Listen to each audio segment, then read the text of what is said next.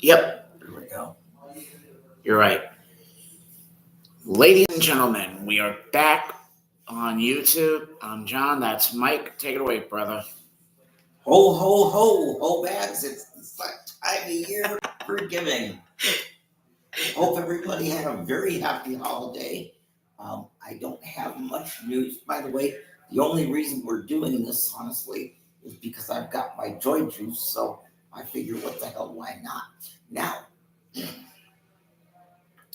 I do have, I'll say my goodnights in a minute, but I do have some news, and that is that Sean P. Diddy, Puff Diddy, Diddy Daddy, whatever he's calling himself this week.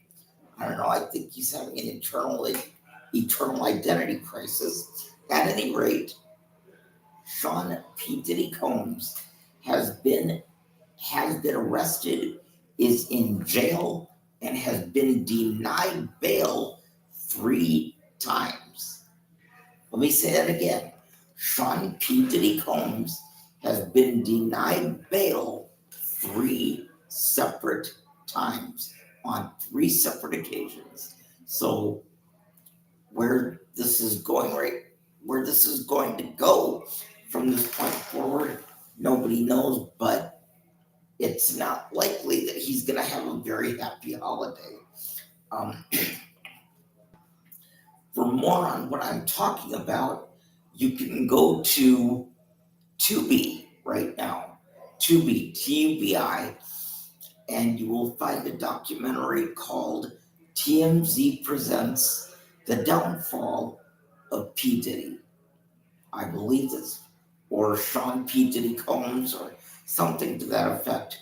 I believe The Downfall of P. Diddy. And if you go to Tubi and click on that and watch the documentary, that will give you more details than what I can give you at this point. But that's about all we know at this point now.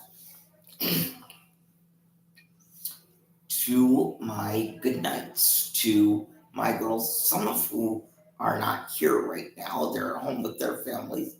But at any rate, to my girls, Christy, Crystal, Megan and Amanda, Mackenzie, Noah, and Caitlin, I love you all. Thank you so much for being such a wonderful part of my life.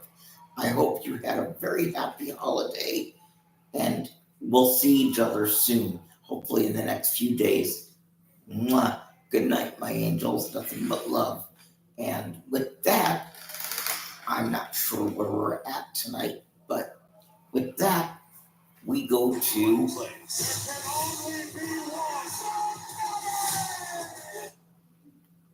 As you guys seen what happened last week on NXT, WWE Hall of Famer Shawn Michaels protected the boss's daughter, Ava, who just got attacked when Eddie Thorne was trying to ask Ava to have another North American Championship match, but she said no and do not touch me, and boom. I hope Shawn Michaels beats the living shit out of Eddie.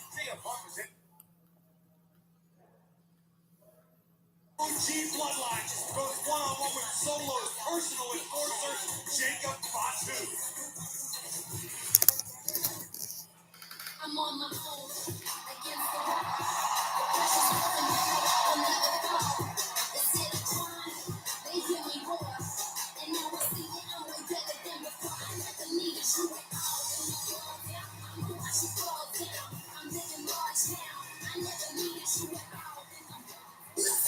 No reason how we came. You know how I'm that page. And we start Friday Night Smackdown tonight with members of tomorrow's women's wargame match.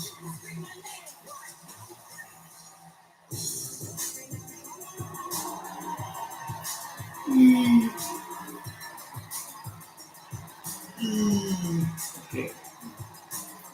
Former champions teaming up. Via Sky, Bianca Belair went after the tag champions, Force, Naomi. And the newest member of this team will tell you how Bailey got involved here in a few moments.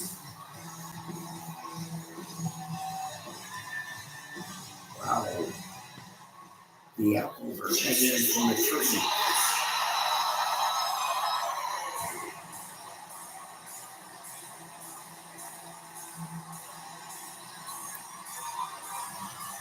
That's 3 hours of it. Is that a mask or is that makeup? A mask.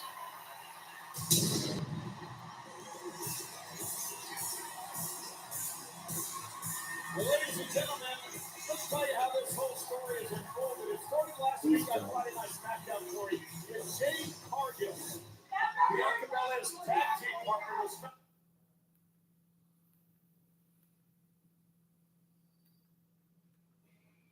6 Eastern, 3 on the West Coast, on Peacock.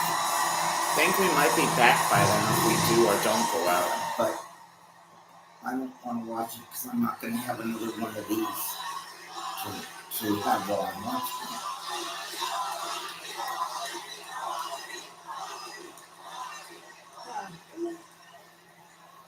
You know, I know it's obvious. Not everyone on this team is the best of friends. But honestly, none of that matters.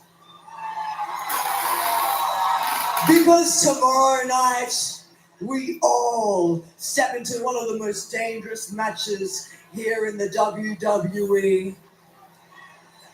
Oh, I like the belt that Naomi has. Look what it says. Nia sucks.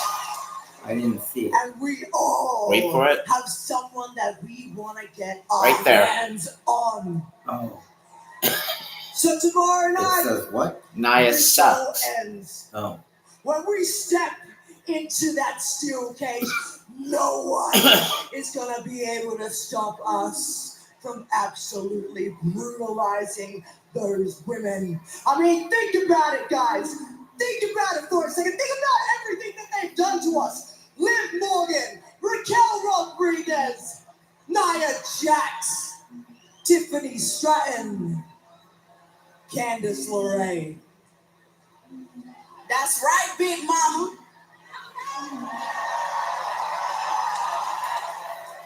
Because Nia Jax and her little lapdogs gonna get everything they deserve and then some. Because they have been nothing but a pain in me and Bailey's side. And I promise you, and I promise y'all, not only will it gonna be felt, oh, it's gonna be dealt. Yup. Because Naomi, you and I both know that one of them took our girl Jade out last week. Now I don't know which one it was, so tomorrow night, all 5 of them can get it.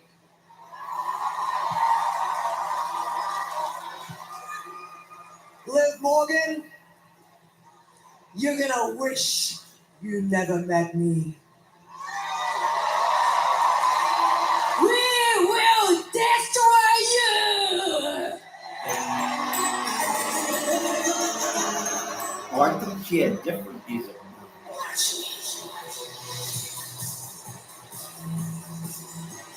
Raquel, Liv, Nia, Tiffany, and Candice.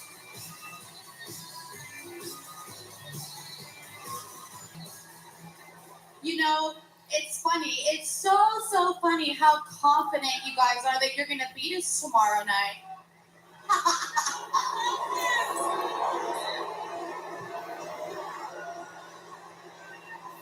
I mean, Bianca, did you have a brain fart and forget that Bailey and Io tortured you for years? Or Bailey, don't you remember that Io stabbed you in the back before WrestleMania with all your friends? Whatever we done has not even come close to the issues that you guys have. You're gonna all implode before you get to the ring, you big losers. Nia, girl, shut up! For real. You got way bigger problems like us. It's true. You're one to talk, Nia. I mean, you've been manipulating little Tiffany Stratton over there from day one, and she's too naive to say it. And I'd watch out for Candace, though. She knows her way around the ring and the business, so she ain't gonna fall for it. So it looks like after War Games, you might not have any friends, will you? Bailey, you are an expert at no friends, you big idiot. Good one. And please, we are a united front. So you can stop trying to manipulate us now, Bailey. Because you lost your touch and you're really not good at it anymore. However, I do think it's really interesting how Jade gets attacked and now all of a sudden you're on the War Games team.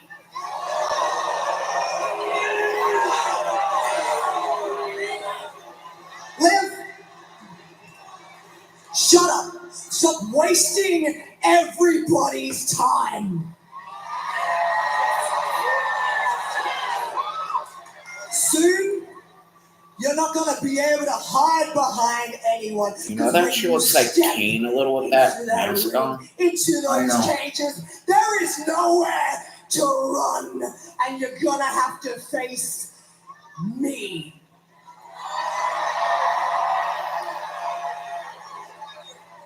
You know what, Rhea? You're right. You're right. That's why I'm going to put my money where my mouth is and finish the job that I started when I break your face on that steel cage tomorrow night.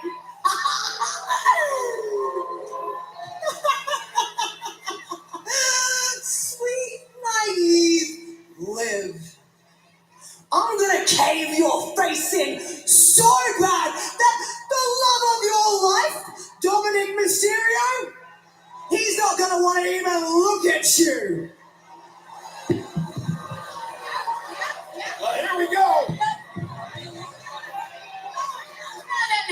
Nice try. I know what you're doing there, but we'll see you guys tomorrow night. We're leaving. Bye.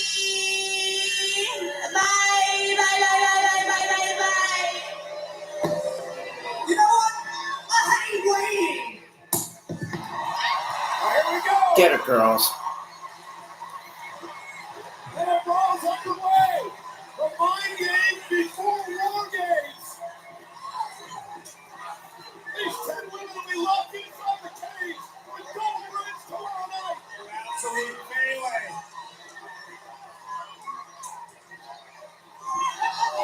Oh, goodness. Io and Liv throwing down mid-ring. Rhea and Raquel. And finally, some officials out here that try to separate these women. And remember, tomorrow night, Bianca's team will have the advantage. Throughout the war game, till the match officially begins.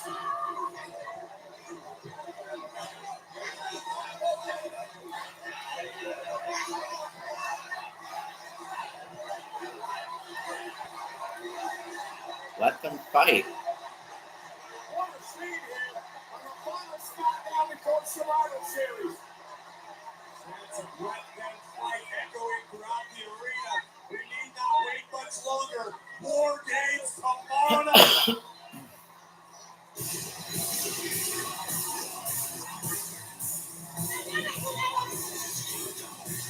All this comes to a head. Vancouver, British Columbia, Canada. Survivor Series War Games tomorrow.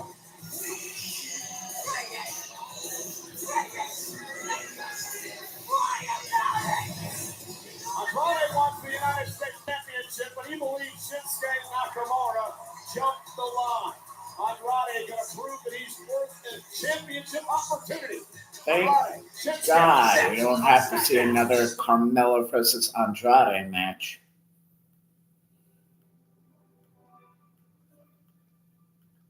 Am I right? Dreams into reality with a new home made.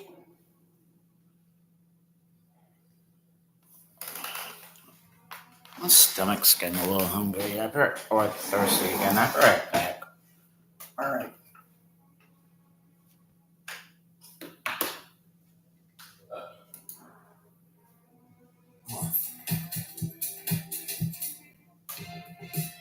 It is Monday, March 28th.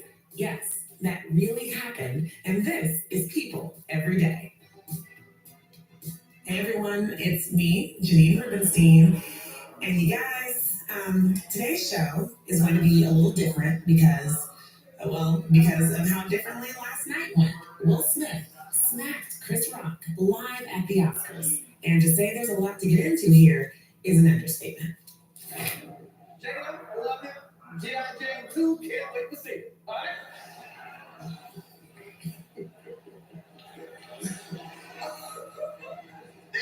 That was a nice one. Okay. I'm out here.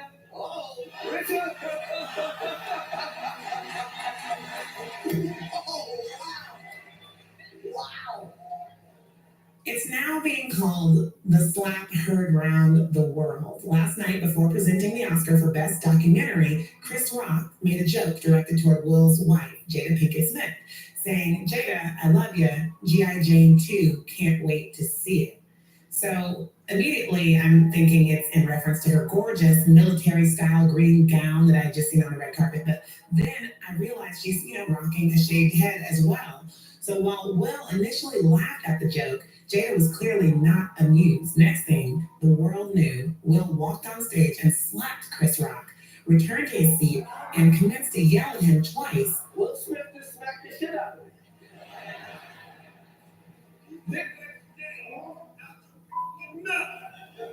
Wow, dude. It was a G.I. Jane joke. I'm going to, okay? I, like nearly everyone I know, have watched this moment over and over again and can't stop thinking about it and talking about it. It's also worth noting that before the Smiths walked the red carpet, long before the ceremony, Will posted a video to Instagram of him and Jada all decked out and glammed up, and the caption read, "Got all dressed up to choose chaos." Well, promise fulfilled. So, the Academy of Motion Picture Arts and Sciences released a statement saying the Academy condemns the actions of Mr. Smith at last night's show. We have officially started a formal review around the incident and will explore further action and consequences in accordance with our bylaws, standards of conduct, and California law. Those bylaws state that if a member is found to have violated the standards, that, quote, the Academy may take any disciplinary action permitted by the Academy's bylaws up to and including suspension of membership or expulsion from membership. I mean, it's surreal that something like this happened at the Oscars, and people was there for it all. I was on the red carpet. Multiple staffers were milling about inside, and joining me now to break it all down is People TV's Jeremy Parsons and People West Coast Executive Editor Liz Leonard. Jeremy, Liz, thank you for being here. It's good to talk to you. Great to be here. Just first reaction, I need to know from both of you because there were so many people saying, it's staged. What did you think? I'll start with you, Liz. I was actually fairly sure that it was real. I could see a close-up on the screen of Will's face, and he looked so mad, so angry, and I was like, wait, this is full-on real. What is happening?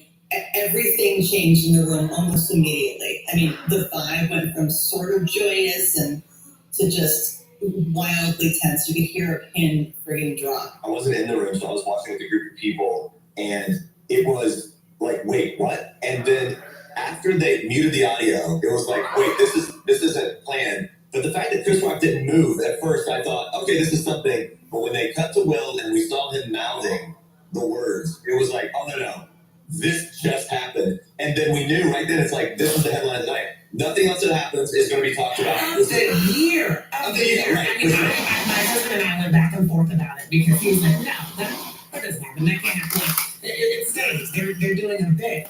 And I saw, I'm with you, Liz. I saw Will Smith's face and then I saw Chris Rock's face. I've been calling it an open-handed punch. I know it was a slap, but it was so hard. And he took it. Took it and started joking again. And I can see why people thought maybe, but as he kept talking, you could see that hurt. So, I mean, let's just go to the history because a lot of people went there immediately. If you went on social media, it was like, ooh, does this have anything to do with 2016? So take me into that a little bit. There was a whole situation in 2016 where various people were boycotting the Oscars. Chris Rock made a joke about, that Jada had chosen, not to come. Jada's gonna boycott the Oscars. Jada's boycotting the Oscars is like me boycotting Rihanna's panties. remember It was a one time at the time, and then he commented on Will not being nominated that year. when Xavier Woods said very something to Kofi backstage that he said it's also not fair that. Huh? I remember what Xavier said to Kofi backstage, Cole Monday Night Raw, when you didn't have your joy juice. He said to Kofi that in about a week from today or whenever, it's going to be a 10-year anniversary of the New Day. Yeah, okay. Let's find out tomorrow night. Best overall. It's a choice.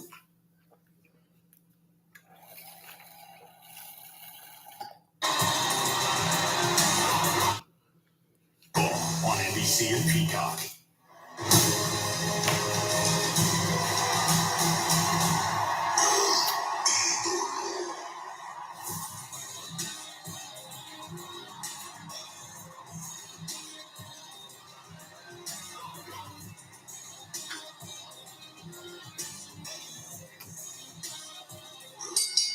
The following contest is scheduled for one fall.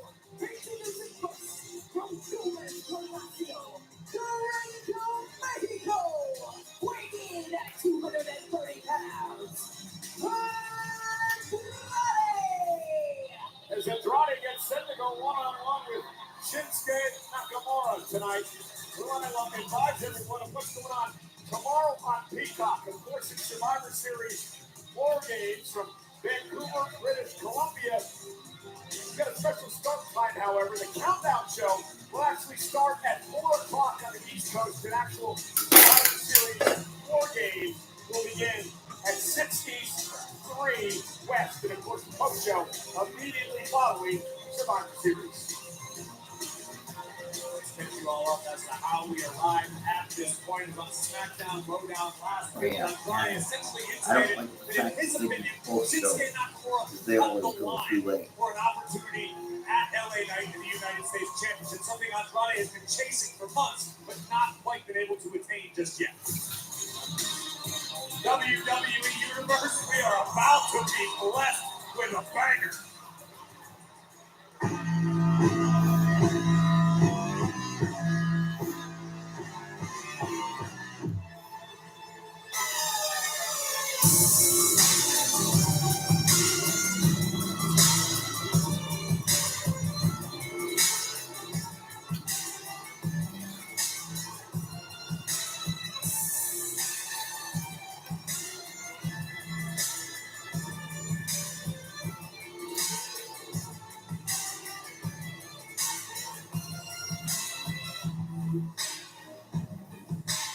And his opponent from Kyoto, Japan, weighing in at 220 pounds, Shinsuke Nakamura.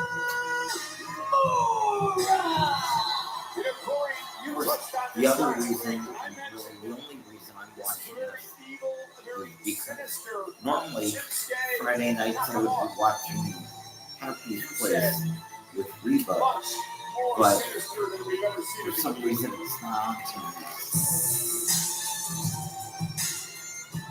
I had the opportunity to speak with Shinsuke earlier today, asking why the change of heart, why the difference in attitude. Nakamura simply told me frustration led to meditation, and I unlocked the door in my mind I didn't know existed. Tomorrow in Survivor Series War Games, Shinsuke Nakamura with an opportunity to win his Series War Games, Shinsuke Nakamura. Roddy believes he deserves another opportunity at the United States title. Well, here we go. Both men former NXT champions. Does LA Knight still have United it? States champions. Nakamura, of course, a Intercontinental champion, tag team champion as well. Won the Rumble back in 2018. Back in 2013, he's been battled back and forth for the IWGP Intercontinental Championship. Long history here. With the body by Nakamura. We saw the mind games played by Nakamura before LA Knight's match last week. Shinsuke is second to none. But watch Andrade from the top. That's right. Lateral press away, kick out by Nakamura. What has set Nakamura apart from the pack in the past is Shinsuke's ability to remain calm in the heat of battle. When your adrenaline gets pumping, when you're excited, you're tense, you run out of breath easily. Nakamura fights all night because he never lets himself get worked up, never lets himself get too excited. Nakamura began the mind games with LA Knight a couple of weeks ago. Last week, he talked about preying on the champion's insecurities. Well, with LA Knight, a gesture man, and Andrade now looks to steal one. Incredible momentum with Nakamura, who kicks out. Andrade sends Nakamura into the corner, and Shinsuke. You know what I heard? That The Rock might be showing up at Survivor Series. Nakamura turns the tides back into his favor. First televised match since back in April for Shinsuke. Not lost a step.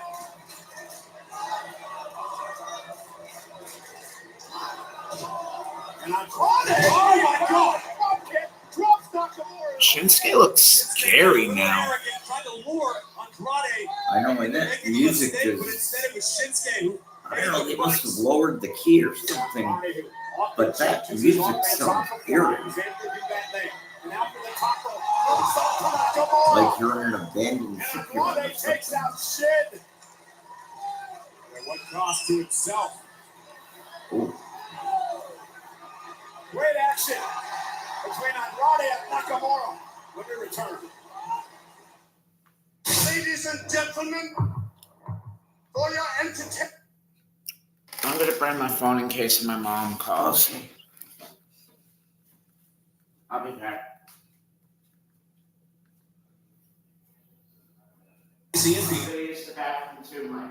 All right.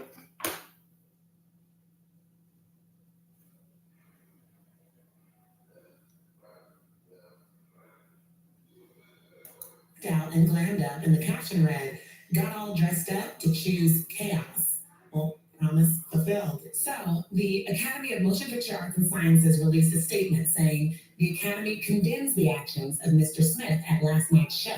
We have officially started a formal review around the incident and will explore further action and consequences in accordance with our bylaws, standards of conduct, and California law. Those bylaws state that if a member is found to have violated the standards, that, quote, the Academy may take any disciplinary action permitted by the Academy's bylaws up to and including suspension of membership or expulsion from membership. I mean, it's surreal that something like this happened at the Oscars, and people was there for it all. I was on the red carpet. Multiple staffers were milling about inside, and joining me now to break it all down is People TV's Jeremy Parsons and People West Coast executive editor Liz Leonard. Jeremy, Liz, thank you for being here. Good to talk to you. Great to be here. Just first reaction, I need to know from both of you because there were so many people saying it's staged. What did you think? I'll start with you, Liz. I was actually fairly sure that it was real. I could see a close-up on the screen of Will's face, and he looked so mad, so angry, and I was like, wait, this is full-on real. What is happening? Everything changed in the room almost immediately. I mean, the vibe went from sort of joyous and to just wildly tense. You could hear a pin friggin' drop. I wasn't in the room, so I was watching with a group of people, and it was like, wait, what? And then after they muted the audio, it was like, wait, this is a plan. But the fact that Chris Rock didn't move, at first I thought, okay, this is something. But when they cut to Will and we saw him mouthing the words, it was like, oh, no, this just happened. And then we knew right then, it's like, this is the headline tonight. Nothing else that happens is going to be talked about. Of the year. Right. I mean, my husband and I went back and forth about it because he was like, no, that doesn't happen. That can't happen. Like, it stays. They're doing a bit. And I saw, I'm with you, I saw Will Smith's face and then I saw Chris Rock's face. I've been calling it an open-handed punch. I know it was a slap, but it was so hard. And he took it, started joking again. And I can see why people thought maybe, but as he kept talking, you could see that hurt. So, I mean, let's just go to the history because a lot of people went there immediately. If you went on social media, it was like, ooh, does this have anything to do with 2016? So take me into that a little bit. there was a whole situation in 2016 where various people were boycotting the Oscars. Chris Rock made a joke about, that Jada had chosen, not to come. Jada's gonna boycott the Oscars. Jada boycotting the Oscars is like me boycotting Rihanna's panties. I wasn't invited. It was a crude joke at the time, and then he commented on Will not being nominated that year. So there was a very personal jab, not only to Jada, but to both of them. Yeah, he said it's also not fair that Will was paid $20 million for Wild Wild West. And he's known for this comedy, right, Liz? Yes, you could argue that Will and everyone was sort of fair game and they should expect the unexpected from Chris. But, sort of that said, the response, I would think, far eclipsed any expectation. I'm still sort of gobsmacked by the entire thing. I just can't put it into words. Yes, you can expect Chris to make all kinds of insane jokes and everyone in the room was fair game.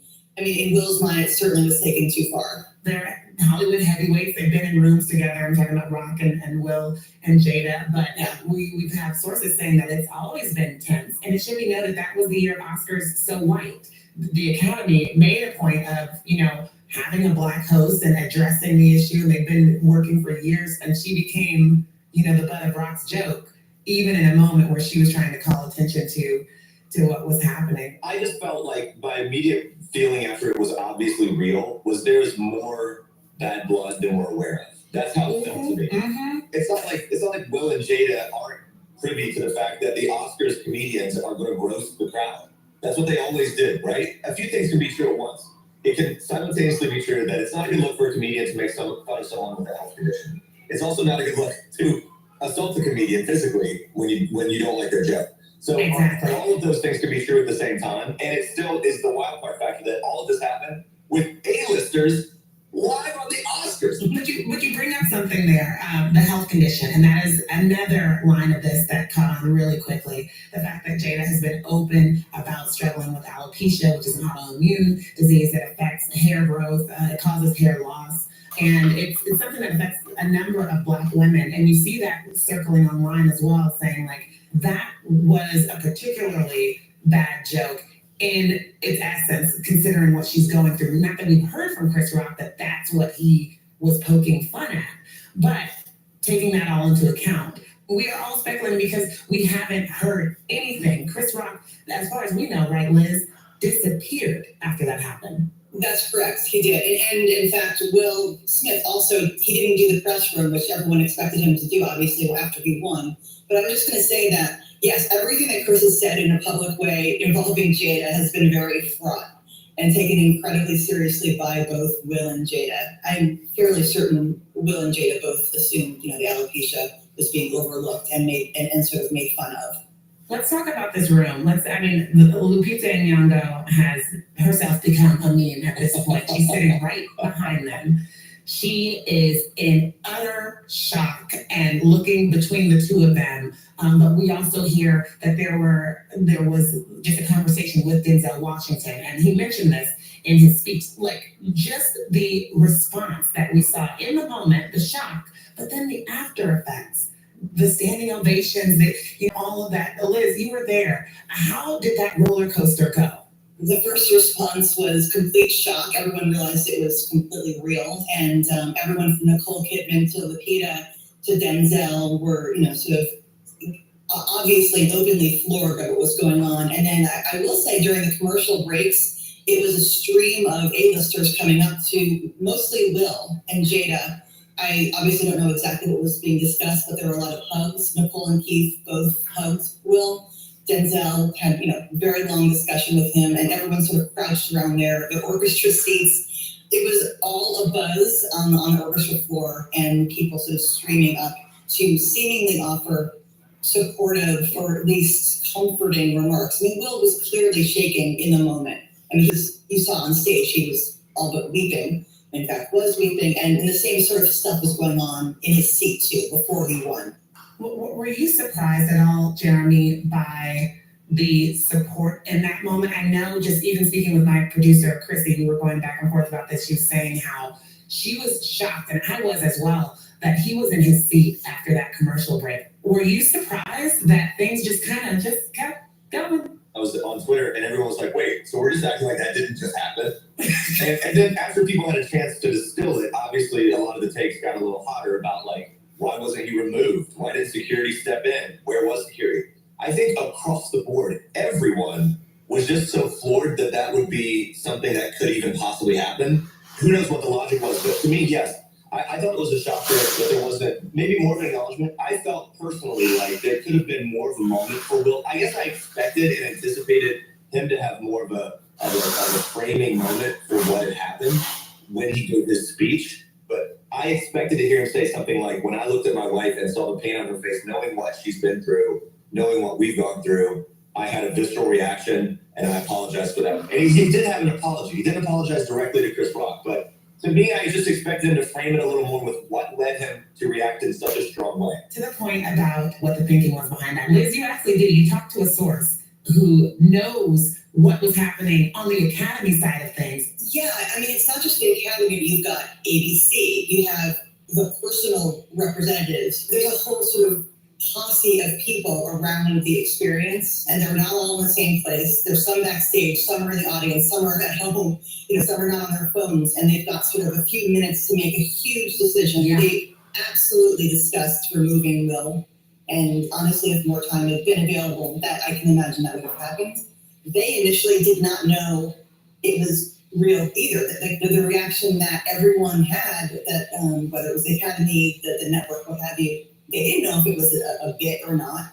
And so just like our reactions are like, okay, this is real, what do we do? You had a great quote from the source saying, like, there's no planning for this. If Will Smith smacks Chris Rock in the middle of our live show, here's what we're gonna do. Exactly. In the case of violence between two A-listers, this is how we proceed. Like, no, there's no At the biggest award show. There will be a contingency now. Goodness gracious. That said, they also were checking on Chris Rock to make sure that he was okay. And in fact, he was asked if he wanted to press charges. And it's our understanding that he did not want to. And so in some ways, it takes it out of the legal matter. I believe the LAPD posted that they were aware of the situation that happened at the Oscars, and the individual chose not to press charges. If that changes in the future, they will be there to investigate. When it comes to that speech, he gets up, he wins, because people were still on social media saying, now you can't win. That's not how this works. Right. And what if you can set up how this works?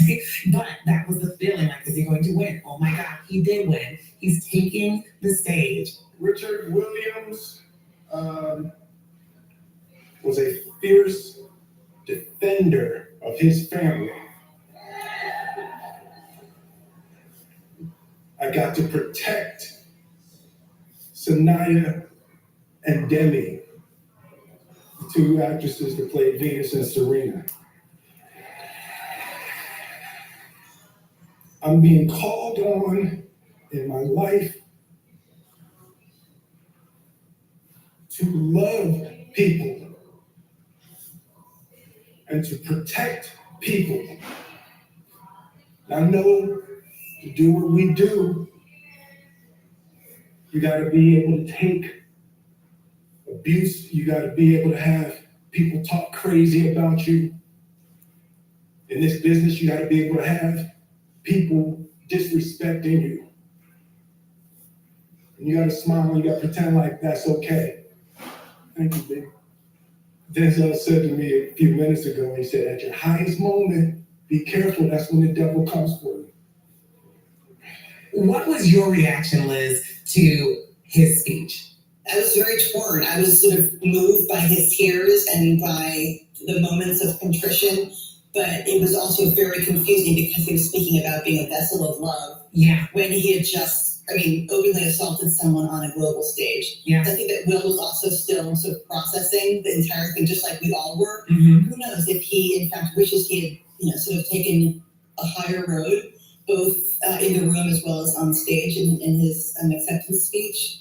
It appeared to me as if he was melding an initial acceptance speech with what had just happened in the room and sort of thematically trying to dovetail them into, one kind of all-encompassing speech. As people process it more, I think it won't really sort of go over quite as well as he had hoped. I just want to tell you guys, when I saw the speech, I was like gritting my teeth the entire time, and you could feel that he was stressed and he was processing, and he was still also angry. And I guess that's why you didn't get the Chris Rock apology. As he said, I apologize to the Academy, I apologize to my fellow nominees. No Chris Rock apology at all. I do think that words have consequences, and a lot of people are saying that.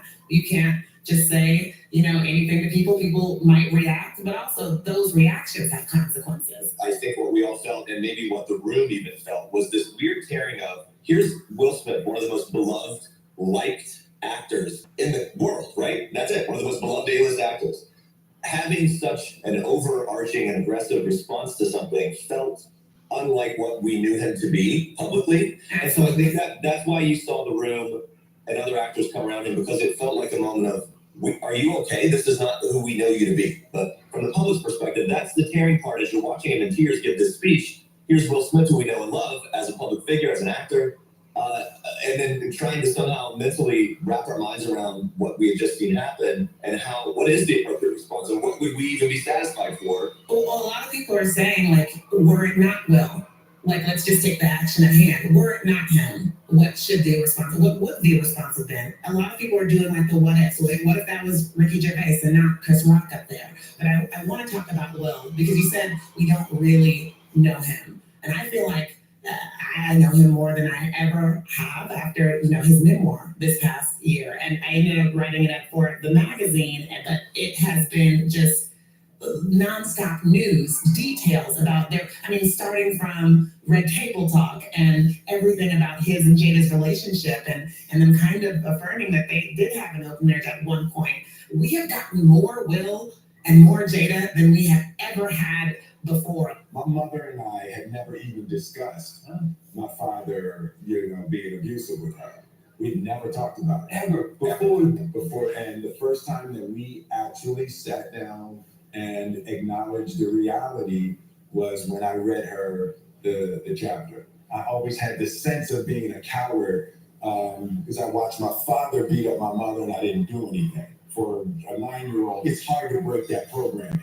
You mentioned a time, I think you were 13, that you said he hit her for the last time. Yeah. And she left. Is what you wrote. That you actually thought about suicide. My mind had twisted it into being my fault that my parents weren't, staying together, and somehow I had failed. That's the thing that you just never know what's going on. I want to figure out what you guys feel about how that may play into this. Are they feeling being the butt of not just Chris Rock's jokes, but so many others? Because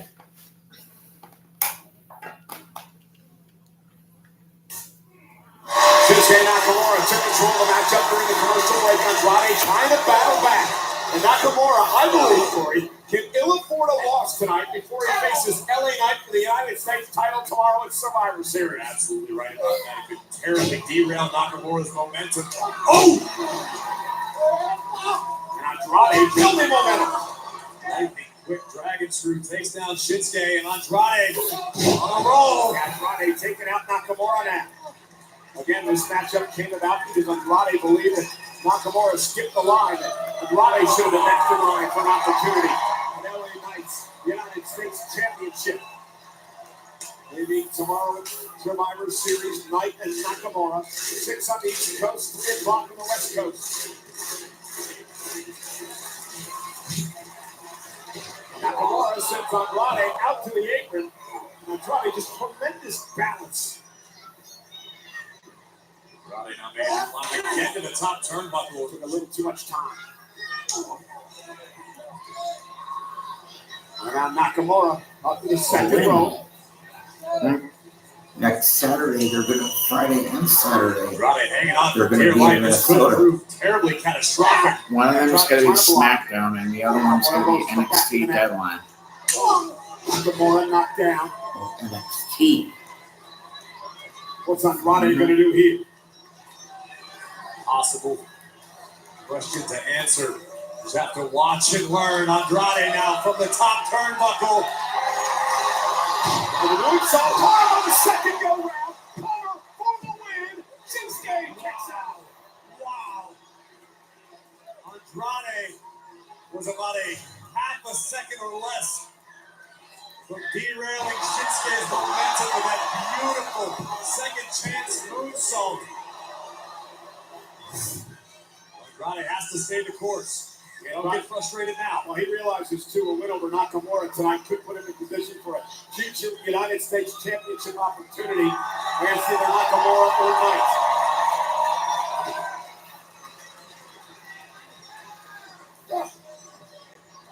Andrade looking for the message. Yeah, his finishing maneuver, Nakamura, though, was ready for it. Caught him. Nope, didn't. Ducks under it twice. Let's stay out of the way. That overhead elbow. My goodness. And that's stunned Andrade. There it comes. Oh, Nakamura.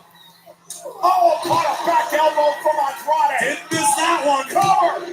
Kick out at two. Wow. Two of the most lethal strikers in the game trading heavy artillery. What an exchange it was. Both men evading the strikes thrown by the other.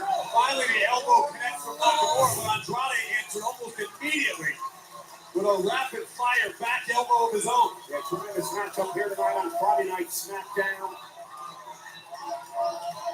Just a night away from Survivor Series. Andrade, suplex, rolls the hips through. Going for a second one now. Looking for three amigos here. Nakamura, though, tries to drive Andrade toward the corner. And now Andrade drives Nakamura into the turnbuckle. Brilliant. Andrade used Nakamura's own momentum against Shinsuke. What do you think of Fly by Andrade. Sunday? Both on Sunday. Andrade now trying to will himself to a victory, trying to rally the WWE Universe behind him. WWE fans cheering Andrade on. Nakamura in a bad way here. It's Shinsuke! Got underneath Andrade! Face first, I think Shin put the turnbuckle cover on. I think Andrade is out cold. Yeah, Andrade hit the exposed turnbuckle. Shinsuke Nakamura pulling out all the stops. I think Nakamura could just cover Andrade right here. Yeah, but he wants to do more than that. He wants to send a message. This wayward samurai now stalking and following Andrade. Kinshasa to the back of the neck. Nakamura is ready for tomorrow in LA Knight.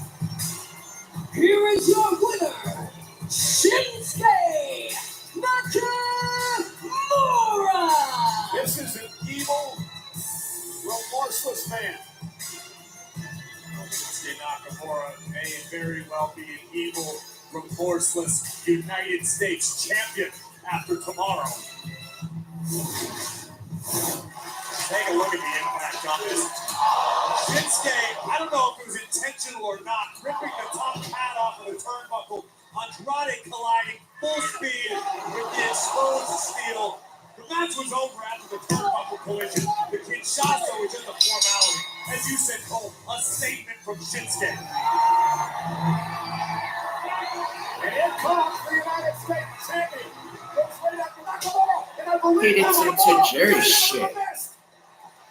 Nakamura was ready. He just sprayed mist in LA Knight's eyes. Wow. Shinsuke Nakamura said last week that LA Knight is desperate, that LA Knight is free, that it's all going to slip through his fingers. And once again, Nakamura with the upper hand of the champion. That was a shining example. Shinsuke perfectly illustrating his point. An overzealous champion rushed into a fight and got misted for his troubles. Take a look at this, particularly the speed with which Nakamura was able to deliver that dreaded poison mist right in the eyes of LA Knight. You gotta wonder if that's gonna factor into tomorrow at Survivor Series. LA Knight's vision could be severely damaged. Nakamura knew exactly what he was doing. He looks to become a three-time United States champion tomorrow night. got this. You got this. Don't even worry about that stupid dance that he does. Hey, I want you to take it. Gentlemen, sorry to interrupt. Tonight's match with Jacob and Jay is critically important, as you all well know. It is. War games. Whoever wins, your team gets the numbers advantage. So I don't want the numbers game factoring in to this match. What I'm trying to say is everybody is banned from ringside. And I do mean everybody. What? Worry about it. You got it? We got it, Nick. Understood. We understand each other. Yes, sir. More about what's in it. It is our main event tonight. Jacob Fatu and Jey Uso will clash in the men's War Games Advantage match. As we saw last week, Paul Heyman has enlisted CM Punk for Roman Reigns' Demon War Game. We'll show you the heated exchange between the unlikely alliance later tonight on SmackDown.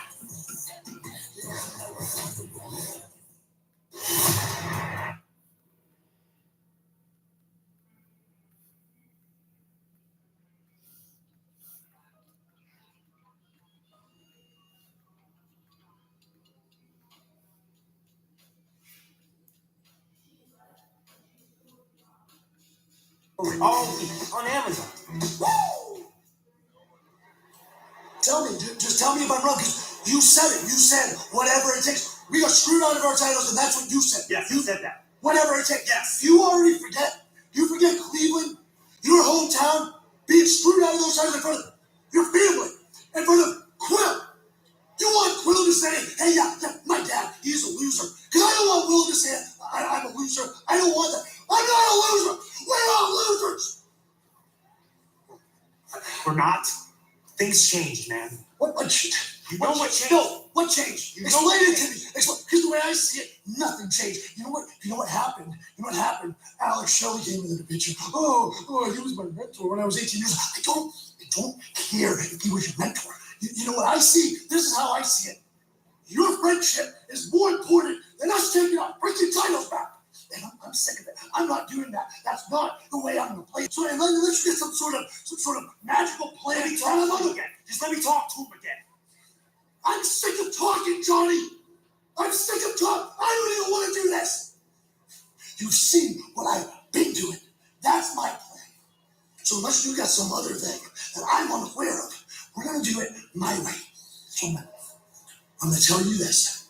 You have 1 more week to figure your crap out. And if you don't, it's my way. My way.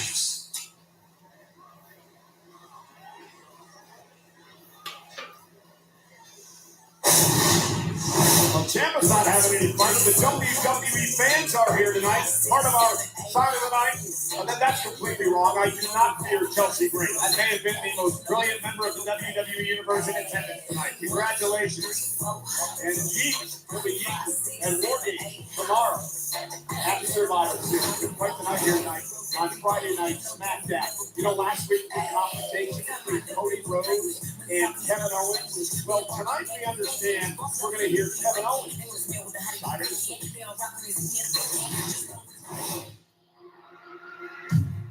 There are people out there that are still on Cody Rhodes' side. So let me explain to you why I am right. January 1st, 2021.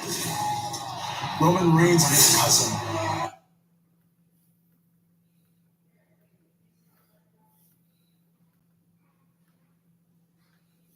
The return of Saturday night's main event on NBC.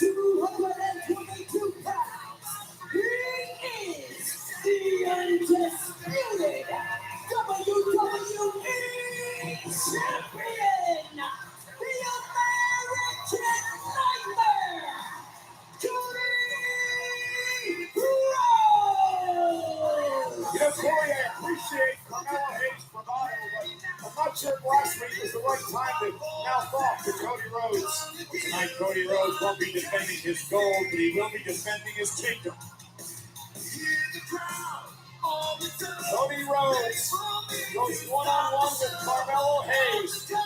Big opportunity for Hayes tonight. Live next.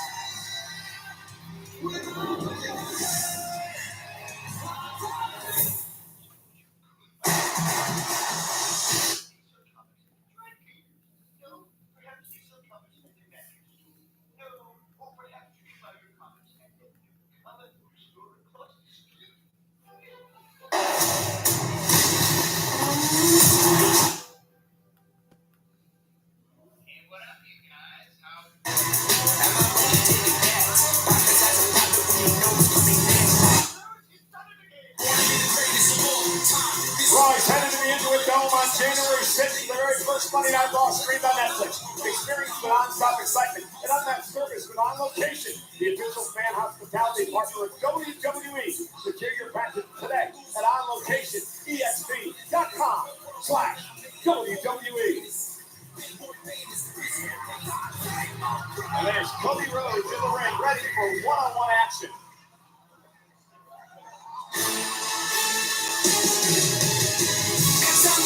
Ain't no hating, I'm the best hit.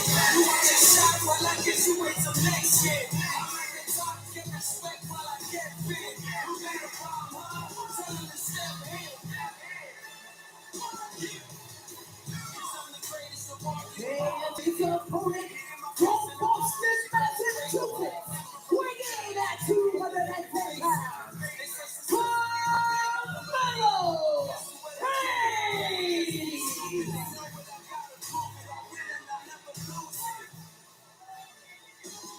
Hey, Cody, you know what?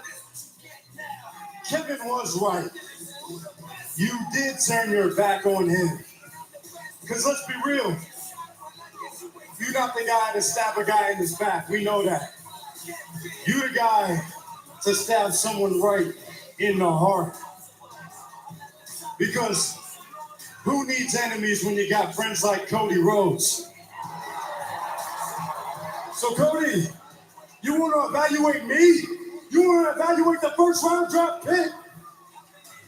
Well, you're going to learn that this evaluation is only going to find out one thing, and that's exactly why I'm freaking him. I respect the bravado of Carmelo Hayes, but now is not the time to try to take pot shots at Cody Rhodes. Cody has been in a hell of a mood. Cody knows what's coming down the pike in the form of Kevin Owens. Carmelo Hayes, to use the old adage, maybe a little too big for his britches. Hayes likes to talk about being the first round pick here in WWE.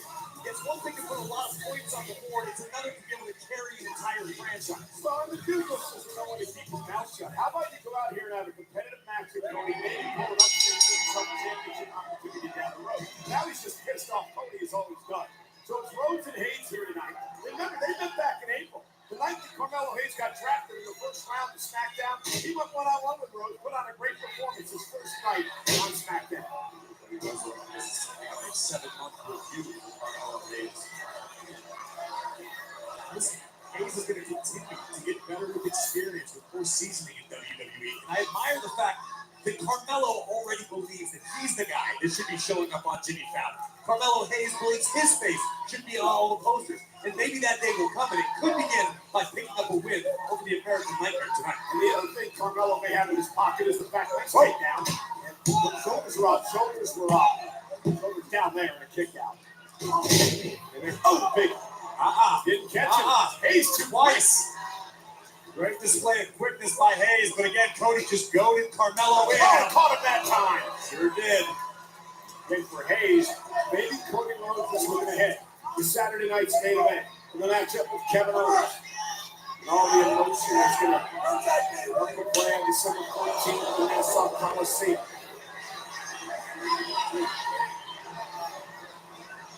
Carmelo hiding behind the official Charles Robinson. Trying to sneak attack now on Rhodes. Side headlock applied. When it comes to pure competitive focus, you have it like Cody Rhodes does. This is a man who has main evented WrestleMania. This is the man who is the reigning undisputed WWE champion. Cody Rhodes is a workhorse in every sense of the word. You're not going to shake him with your words, Carmelo. You're Cody now. Carmelo hands on the announce table. Now Cody Rhodes bouncing A's off the table again. Cody's fired up. He's in a mood. He's been in a mood for weeks now. Ever since Kevin Owens assaulted him in a parking lot in Atlanta. Outside his bus, Carmelo Hayes down with a kick to the knee. Then, of course, Kevin Owens dropping Randy Orton on his head with a banned pile driver. You know how much Orton means to Cody. Carmelo Hayes misses Cody out of harm's way. Off the second rope. Faster kick and turned him inside out. Cody's on fire. What happened to me happened for a reason. And the first board.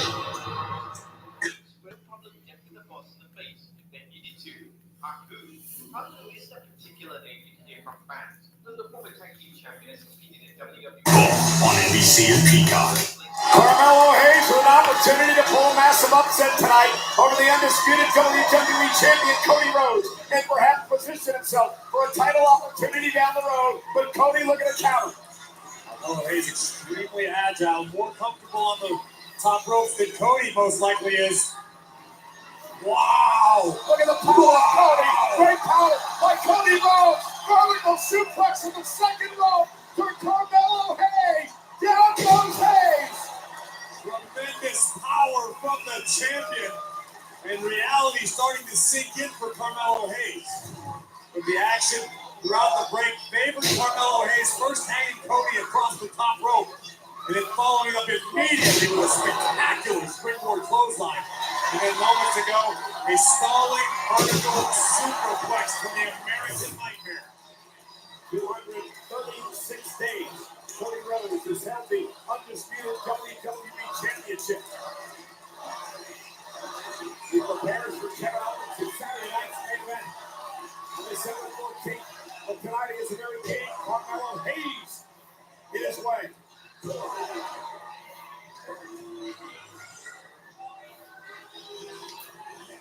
Cody Rhodes comes right over Carmelo. Only deceptively quick. Carmelo hung on. Hayes takes Rhodes down from the window with the champion. And a kick out by Rhodes in two. What an upset that would be. Carmelo Hayes certainly impressing Cody Rhodes, I assure you. Cody doesn't feel it in the heat of the moment, but afterwards, when Cody watches this one back, he's going to have a lot of respect for his opponent tonight.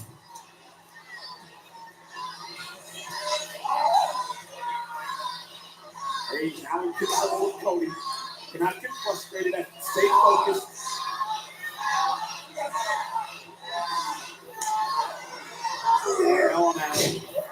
Cody creates space. Oh, look at the power. Cody showed off some power tonight. And Cody moved up the power slam. Cody! Look him up the figure four. Carmelo Hayes in trouble. Cody's hiding an ace to top. Hayes reaching for the rope to force the break. Great situational awareness of Carmelo Hayes, realizing his only way out of the dreaded figure four leg lock was to get his fingertips on the bottom rope. You know, it's interesting. Cody pulling out all the stops tonight, Corey, which shows you the respect that he has for Carmelo Hayes. Not taking his man lightly. You're absolutely right, but it's also impressive because Cody Rhodes knows full well Kevin Owens is watching every move Cody makes. KO might be in the arena here tonight for all Cody knows. Again, Carmelo going right back to the left knee of Cody Rhodes, which if you go all the way back to the Owens match with Cody Rhodes and Bastion for land, that knee is a factor that Kevin Owens cannot capitalize on. Not pulling the trigger may have cost Owens the championship, which Cody alluded to last week. Cody off the second row and just, and again, I believe the fact that his knees bothered him didn't allow him to get any spring there. And now Hayes hits again. Across the back of Rhodes' neck. Carmelo Hayes scrambling to capitalize. Down goes Cody. Carmelo for the win. Into the cover. Trying to pin the champ here. Who's got to get the shoulder up. Hayes capitalizing. He had another great opportunity there, another near fall. This is where you separate yourself between good and great. Carmelo Hayes is frustrated right now. Hayes cannot allow that to happen. No one remains cool under pressure quite like Cody Rhodes does. Carmelo wanted to step on the court with LeBron tonight. Thus far, at best, he's looking like Bronny. Carmelo now. Hey, Cody fighting back. I meant that in a good way. Bronny will be great someday. It just may not be his day yet. No chance. All right, fine. Yeah. And Carmelo now. Again, taking a little bit too much time here. Trying to make his way up to the top opening. He does. Cody back to his feet, duck underneath. On we go again. Cody caught it at the crossroads.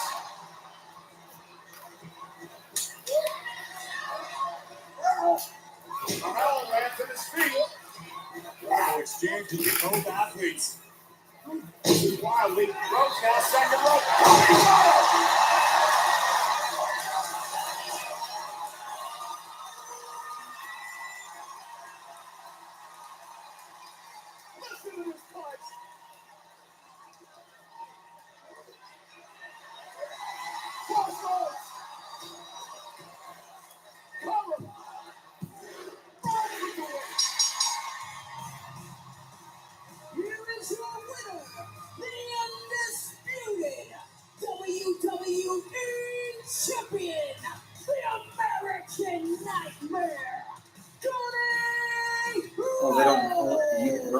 I hope Cody Rhodes knows that Kevin Owens is watching this match. His little message sent by Cody tonight. No doubt about it. Hats off to Carmelo Hayes. You may not like Carmelo's attitude, but you have to respect his ability. 7 months after arriving here in WWE, he pushed Cody Rhodes through Cody's winning. No need to hang your head for Carmelo Hayes. What a decisive, emphatic win for the American Nightmare. So now Cody Rhodes turns his attention to December 14th. Nassau Coliseum on Long Island. Saturday night's main event on NBC for Cody Rhodes faces Kevin Owens at Saturday night's main event. But before we get there, tomorrow, Survivor Series, wargames, a special start time of 6 on the East Coast, 3 on the West Coast, in Vancouver, British Columbia. Now, we saw Roman Reigns, the original Bloodline Day of 5th member now, CM Punk, but speculation all week long. Can Roman Reigns trust CM Punk and vice versa? Well, Roman and Punk had a sit down.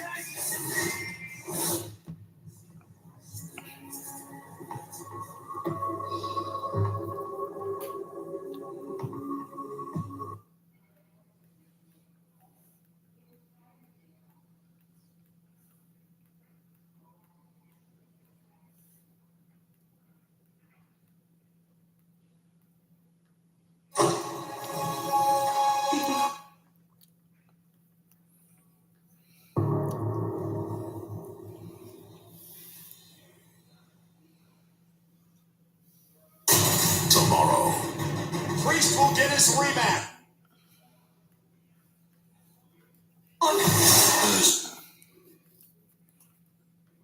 Defense against erosion and cavities.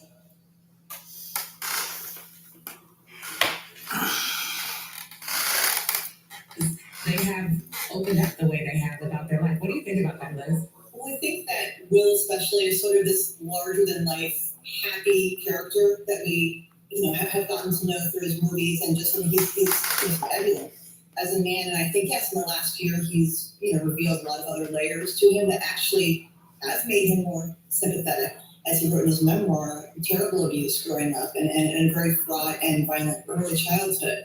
And as far as, Jada and Will's marriage, it's also been, a complicated one. But I will say that being in the room, Jada 100% supported what was going down with Will. And if you look at her face while he was speaking, giving his acceptance speech, she was full of adoration and love. And all reporting since then has indicated that I really don't think she did anything different. I think people are honestly still processing, and perhaps in retrospect, maybe he wouldn't have received the standing ovation he did if people were presented with that option today. Yeah, for sure. I mean, what's your take on how this plays out from here, Jeremy? I'm wondering. We saw that they went to the Vanity Fair after party, and the whole family turned out, and they were happy and joyous. He has his Oscar there. You know, you can see that he's having some deep conversations with certain people if you watch some of the videos out of that party.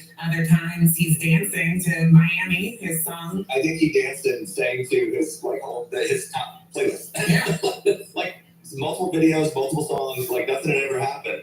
My number one question is I can't wait to hear what Chris Rock has to say. And will Chris Rock now do like a whole set? Well, that is a big thing. Like you were seeing that Kathy Griffin has spoken out about, you know, how she took what happened and the fact that she is a comedian and that their job is to make jokes. Like that is it. And she has seen an uptick in just everyday men and women coming up on stage and having visceral reactions to jokes, and that is not okay. I saw a video of Trevor Noah speaking with Will at the Vanity Fair party, also a comedian, also someone who, you know, calls things out from his show. I wonder what he said. I really want to know, just from a comedic perspective. I wonder what Dave Chappelle's going to say about this. There's zero chance that you won't see Chris Rock and many other comedians having their say and their run about this. And I'm sure the Grammys next weekend, it'll be alive and well and remembered. Absolutely. And you know what? Chris Rock wakes up this morning, the most coveted, sought after interview in the whole world. He has an opportunity. The great thing about a comedic mind like him is that, and his career and his place in our pop culture, is that he will be able to take a minute and harness this and figure out a way to respond. And Rock is a comedian through and through. He has been able to make even very hard things about his own life into his comedy sets and everything else. I just suspect there's going to be comedy gold from his perspective that comes out of it. He is a class act. I'm just going to say, it was Marlon Wayans who told us on the carpet last night at Vanity Fair. He was like, I can take a joke. I can't take a punch. Well, I saw several memes that were like, the Oscar goes to Chris Rock for standing there keeping a straight face. And he's like, he harnessed it. He already knew, like, what? Exactly. I mean, guys, was there anything? What have we missed? I mean, there's just so much talk still happening right now, right? And you had mixed reaction. You had people, for example, Tiffany Haddish made a lot of headlines. She's very supportive of what Will Smith did. You know, so supporting his family, supporting his wife. Craig Melvin from the Today Show commented, sort of disappointed in the moment. So it's the kind of thing that you've got, as we just discussed. There's a lot of different layers, a lot of different takes. One thing for sure. If the Oscars want to make a splash, they didn't mean to do it this way, but everybody's talking Oscars. You are absolutely right. Well, guys, thank you so much for taking the time and just, yeah, wow, thanks. Thank you. All right, last night's Oscars were wild, but aside from all of the drama that unfolded near the end of the show, the night was packed with plenty of bright spots. Entertainment Weekly's Jared Hall joins us after the break to talk about the best, warm, and uplifting moments of the night. Stick around.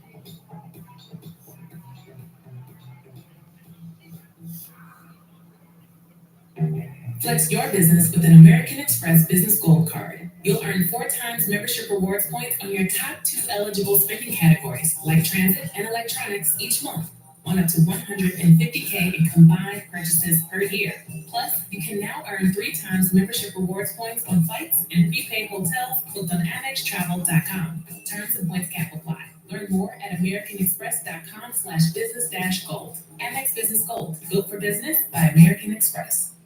Dear fancy gift wrappers, you continue to amaze us. No present is too large or too complicated for you. Your creativity with elaborate calligraphy is unsurpassed. Your inventive use of glitter leaves us amazed. This holiday season, you'll have your gift wrapping work cut out for you. You can leave the big red bows to us. Get offers on select vehicles at the Lexus December to Remember sales event, now through January 2nd. Experience amazing at your Lexus dealer.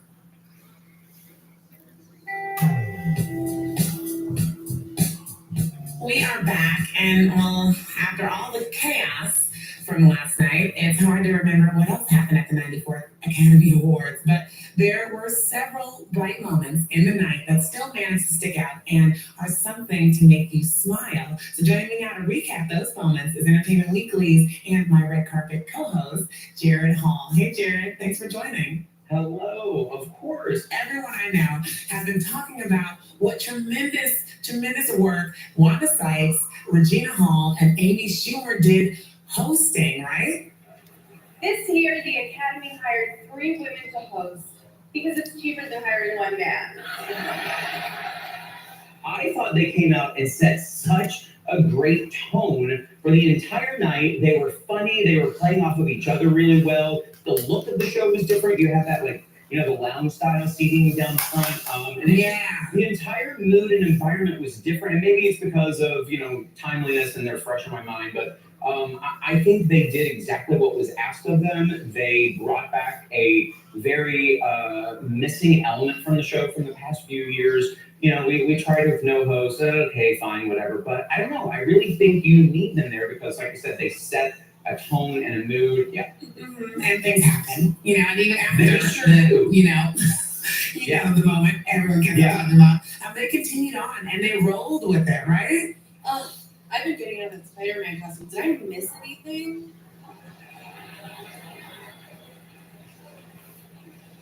There's like a different vibe in here. I wish we would have gotten Amy maybe a little sooner after the slap, but when she did come back, the joke was perfect. Yeah. Well, let's get into Coda. Going into the night, there was so much buzz around Power of the Dog being a heavy favorite with 12 nominations, but took home just 1 award for Best Director. Coda won Best Picture, and Troy Kotsur won for Best Supporting Actor and gave a moving speech. I just wanted to say that this is dedicated to the deaf community, the Coda community, and the disabled community. This is our moment. To my mom, my dad, and my brother Mark, they're not here today, but look at me now. I did it. How do you think Coda's success will lead to telling more inclusive stories like this one on screen? As it is, sometimes it's hard to get people to watch foreign films with subtitles, and here you are, it is a movie in English but with subtitles, and this movie proved people will watch because people will watch a good story, and I have high hopes for what it will do for the deaf community. I am slightly worried that people will try to take advantage of the momentum and then put out bad stories. I say bring it on. We put a lot of English spoken bad stories out there. Let's put some bad stories out there.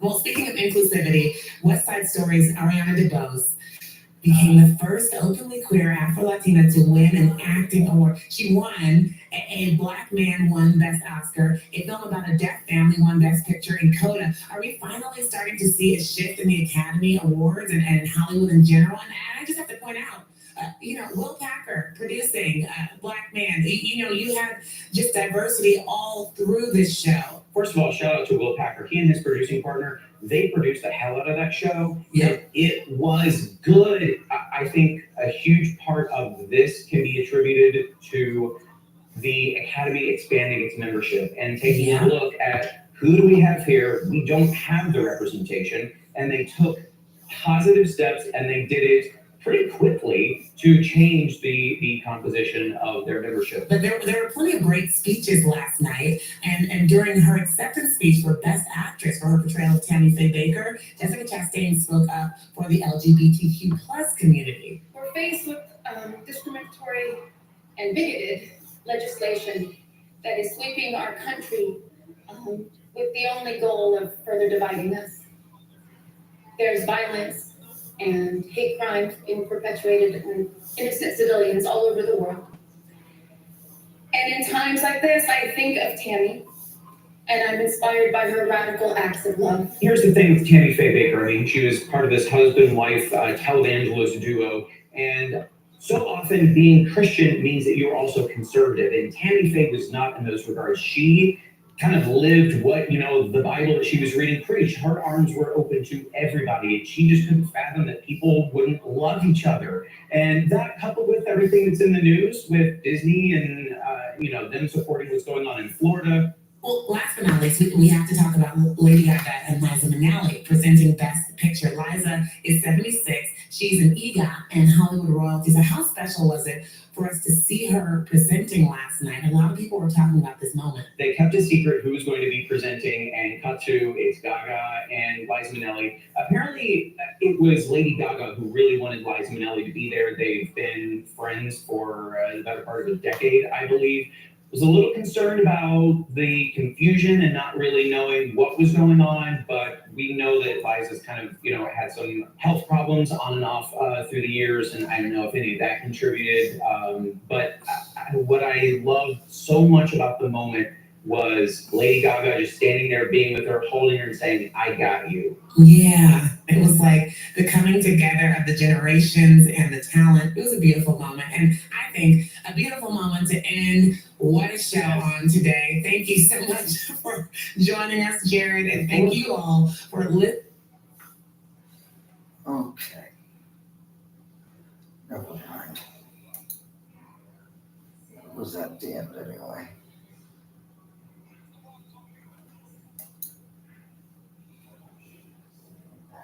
This is the internet. It's strong enamel. Nothing beats it. Fun fact. 99? Feel that good makes me glad I brought a date. Wow, beat-ups pick 6 for $19.99? You sure know your way to a girl's heart. We're back on Friday Night SmackDown. Who will join Bayley and Chelsea Green in the semifinals of the Women's United States Championship Tournament? The following contest is a first-round match in the Women's United States Championship Tournament. Introducing first from I thought that tournament was over. Piper Yeah. Chelsea Green, Piper's taxi partner and friend. Obviously very happy. That's the first round. SmackDown triple threat match. Bianca Belair left the matchup because friendship, the great partnership has been mutually beneficial for both Devin and Green.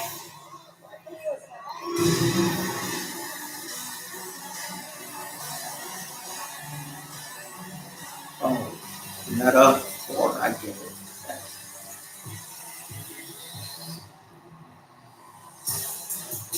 Next, from Atlanta, Georgia, representing Metaphor, Lash Legend. Where you mentioned Dave Cargo was taken out if he could participate in this match tonight. Well, I think Lash Legend is absolutely a suitable replacement. Legend is superstar, just waiting for the right opportunity. Great things could begin tonight for Legend. Survivor Series is presented by WWE Supercard Season 11.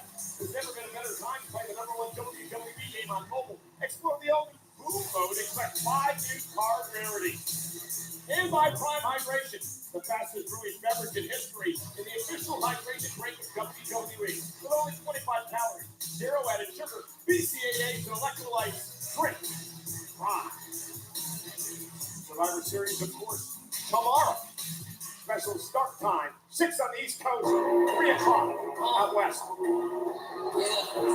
United States Champion. Saturday night's main event. And the opponent from Fontana, California, Mitchin.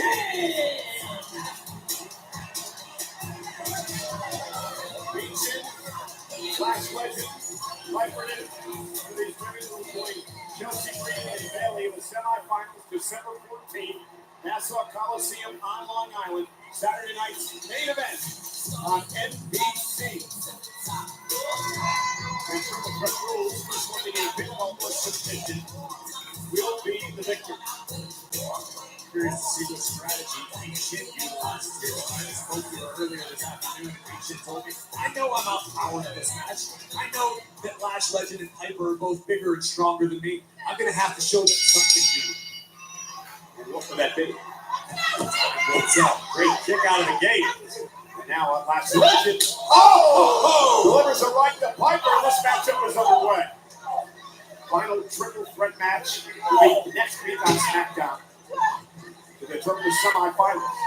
I like this out of the game here from Mi Chin, utilizing her quickness, her agility. Caught in the waistlock by Niven, and here comes Piper. And Piper with that flying crossbody. Cover now for the win. Last legend. Whoa! With a splash, breaking things up. Double stack for Mi Chin on the receiving end first of this crossbody from Piper Niven. And then immediately stacked by Last Legend. Mi Chin, of course, with an interesting history. Oh, baby, look at this. Piper and Chelsea is receiving the power. Last legend. Mi Chin takes advantage with a drop kick. Remember the dumpster match? How could I ever forget? Mi Chin, of course, emerging victorious. I thought you agreed to not bring it up with Chelsea. We have to. A story and a journalist. Mi Chin with a kick right to the face of Last Legend. And Mi Chin now heading up to the top rope. Looks like she's going to fly. Mi Chin with a Lucha Libre background, and she shows it off here. Going back to her old school wrestling days. We mentioned Mi Chin has to change the game a little bit against the powerful Piper and Rash tonight. Smart, served Mi Chin extremely well. Mi Chin measuring her opponents. Off the second rope. Moonsault takes out Piper and Lash. And Mi Chin doing a great job turning the tables here. Mi Chin has the unenviable task of getting either Piper or Legend back inside of the ring to earn a pinfall or a submission to advance. Now, Chelsea Green getting involved. Again, no disqualifications in a triple threat match. Never again! And there goes here, B-Fab. Was upset after Chelsea and Piper made fun of her for not advancing in this tournament, and B-Fab taking it out on Chelsea Green here. I like this, just scrappy, just throwing down B-Fab and Chelsea Green. No, Chelsea! But Piper's been left alone. Last Legend with that big kick. Legend in control. Can she advance to the semifinals of the tournament? Cricket has reliable nationwide fiber.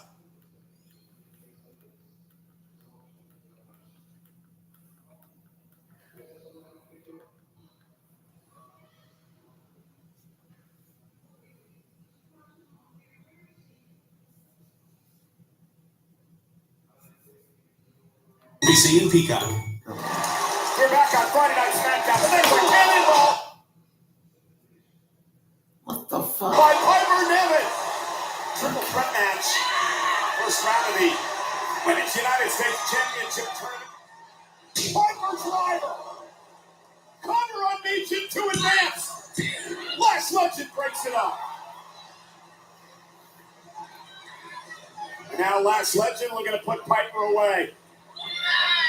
Can she power Piper up? She does, but Only momentarily. and now Piper with a collision, taking out the Legend. I think you see Piper and Chelsea go at it in the tournament. Chelsea was chased out of here by Pete Fab before the commercial break. And now Piper up to the second rope. Legend in trouble. Big splash cover now on Legend to put her away. Mi Chin breaks things up and saves the matchup. What a match this has been thus far. All three women giving it their absolute best. An opportunity to join Bailey and Chelsea Green in the semifinals of the tournament. It'll be crowned the first step Women's United States champion. And look at that! Oh! Backbreaker, knee to the spine by Legend. And now Piper. These two powerhouses colliding. Legend sitting in the corner. Nobody home. Legend. Oh. Check this out. Are you serious? Touchdown by Legend. For the win. Into advance and Piper kicks out. Cover again on Piper and a kick out by Niven. How can you not be impressed by the power of Glass Legend. One of the meta girls with meta food in NXT. Now arguing the official Jessica Carr. And Beecham from behind going to take advantage. That's when the inexperience comes into play. Took the words right out of my mouth, boy. He took her eyes off the prize, but this is game-changing power. Power bomb. Stacks up Beecham for the win. Beecham kicks out. Glass Legend needs to figure out a way to keep her foot on the gas pedal. Legend is in control at the moment. Albeit exhausted. Legend may have exhausted herself delivering that power bomb. And now Piper Niven and letting senton to both women. Crushing impact. Cover on Legend. By Piper, shoulders down. Beechin breaks up the 3 count. So much on the line and opportunity to perhaps make history. Be crowned the first ever Women's United States champion. Beechin into the corner. Catches Piper with a boot. Beechin now from the second all the way to the top. Yeah, and again, that time she got caught. Went high risk once too often. And now Piper looking to put her away. Niven up to the second rope. What is Piper Niven thinking? I think is she looking for the Piper driver from up there? No. Oh no. No way! She's gonna put Beechin face first through the ring. And now Glass Legend connects. He helped Beechin avert disaster there. Now Legend gonna try her hand, met with a headbutt from Niven. Piper now feeling it from the second rope. Niven, nobody home. And Legend looking to lift Piper up. And she does. Wow. Are you kidding me? Glass Legend with the last extension for the win. Beechin. Senton got last. Wow. Cover now on Piper. Beechin with the win. Here is your winner, Beechin. So Beechin advances to the semifinals, joining Bailey and Chelsea Green with one more triple threat match next week with Tiffany, Electra Lopez, and Naomi. Beechin's strategy to show her opponents a different look paid its big-time dividends tonight. Congratulations to Beechin.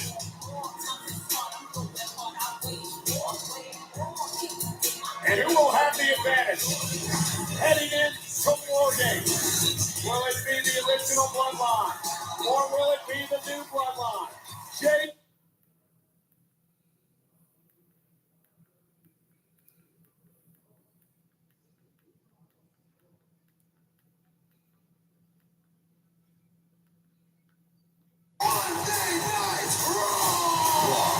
Monday at 8, only on USA.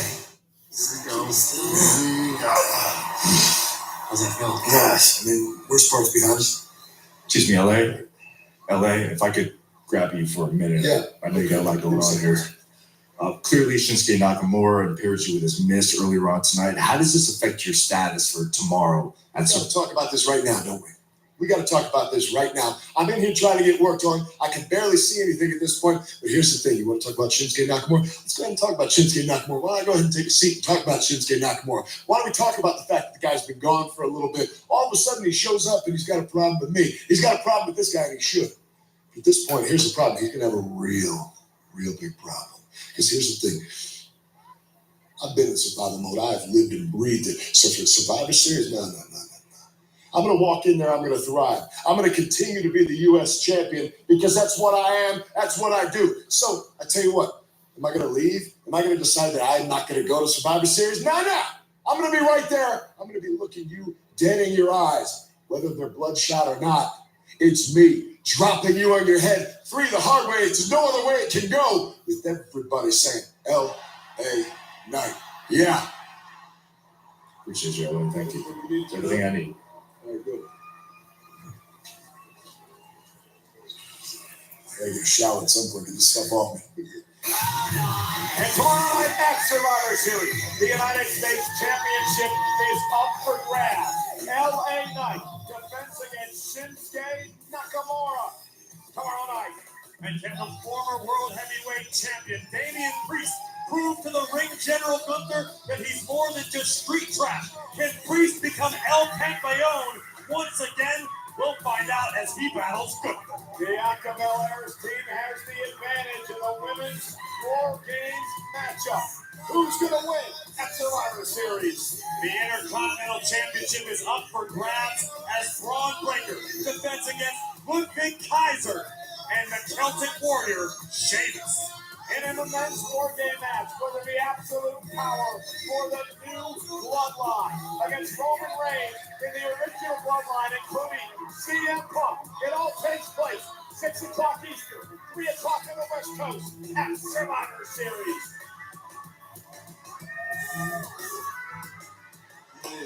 Come on, man. Take it to school. Come on, got your back out there no matter what. Yeah, don't worry about nothing. Sorry to interrupt. Just need to make this crystal clear. I already told Solo. Now I'm telling you. Everybody is banned from ringside. That includes you two. All right. Here's what it is. Here's what it is. You got this, all right? All right, you got this. Come on. All right? Come on. All right? Come on. Go.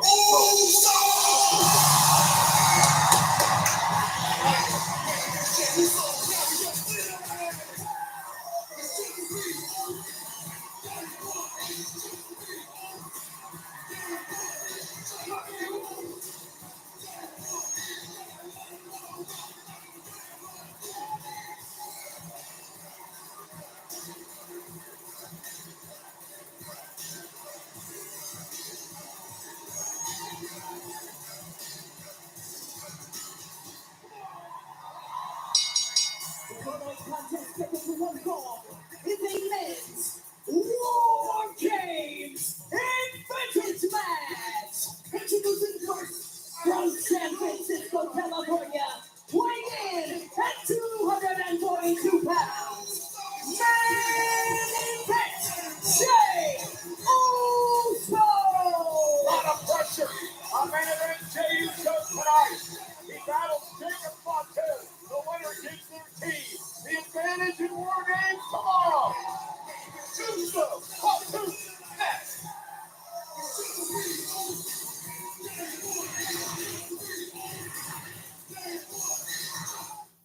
And now, a sneak peek at this.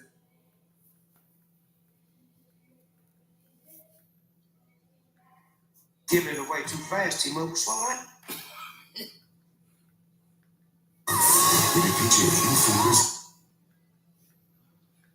Jey Uso out here all.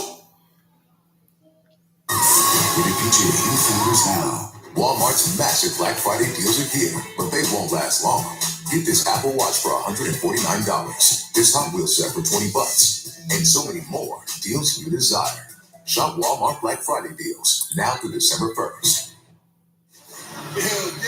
We're back on Friday Night SmackDown. Main event Jey Uso ready to go against Jacob Fatu to determine who gets the advantage in tomorrow's War Games match. As we mentioned, Jey Uso out here all on his own, as will be Jacob Fatu. His general manager Nick Aldis has barred everyone from ringside.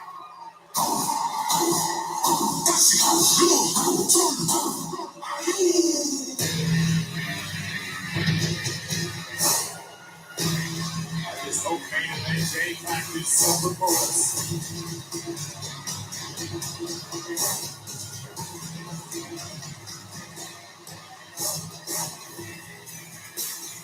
And his opponent from Sacramento, California, weighing in at 270 pounds, representing the bloodline, the Samoan werewolf, Jacob Fatu. Boy, this is Jacob's first one-on-one match in WWE, but he has been terrorizing people across the planet for many years. From his very humble beginnings Lincoln Village in Sackdome. If you know, you know. To make it out of there, you gotta be one tough SOB. And the Samoan werewolf staring at Jey Uso like Jacob is ready to feast. And again, the winner of this match gives the advantage to his team in wargames. Very important. There's going to be a cage surrounding the two rings tomorrow night. Now, two men are going to start the match. The other members of the team will be locked in cages. In Oh, wait, I Whoever got wins this match what? means that their team will always have an advantage. It could be 2-on-1, it could be 2-on-2. I The didn't. advantage goes to the team again. But that's just the start. So all 10 men are in the ring, and then the war game begins. But by the time that bell finally rings, it could be absolute carnage inside the cage. And that's why the advantage is so important. Bianca Belair gaining the advantage for her team in the women's war game match tomorrow night. The only reason I'm watching this now is because for some reason Apple's place doesn't seem to be on. The bloodline involved in a war games match. Jey Uso picked up the definitive pinfall that night. Yeah! I'll do it! Let's talk about X Factor. So we learned about CM Punk being the fifth man for the OG bloodline. Let's talk about Jacob Fatu. This is his first one-on-one match in WWE. What the hell do you think this monster is capable of inside of Wargames? He's capable of a lot. He's the enforcer for Solo Sikoa. He has destroyed many people over the past number of months since arriving here in WWE. He made sure that Solo Sikoa just a vicious, savage assault from Fatu. I love you, Solo! I love you, Solo. So a complete loyalty to the head of the new bloodline. I so love his Chris and Jacob Fatu, his personal enforcer. And you know, you mentioned CM Punk. Will there be loyalty between CM Punk and Roman Reigns? David, sit down. Earlier tonight, how much of that can be believed?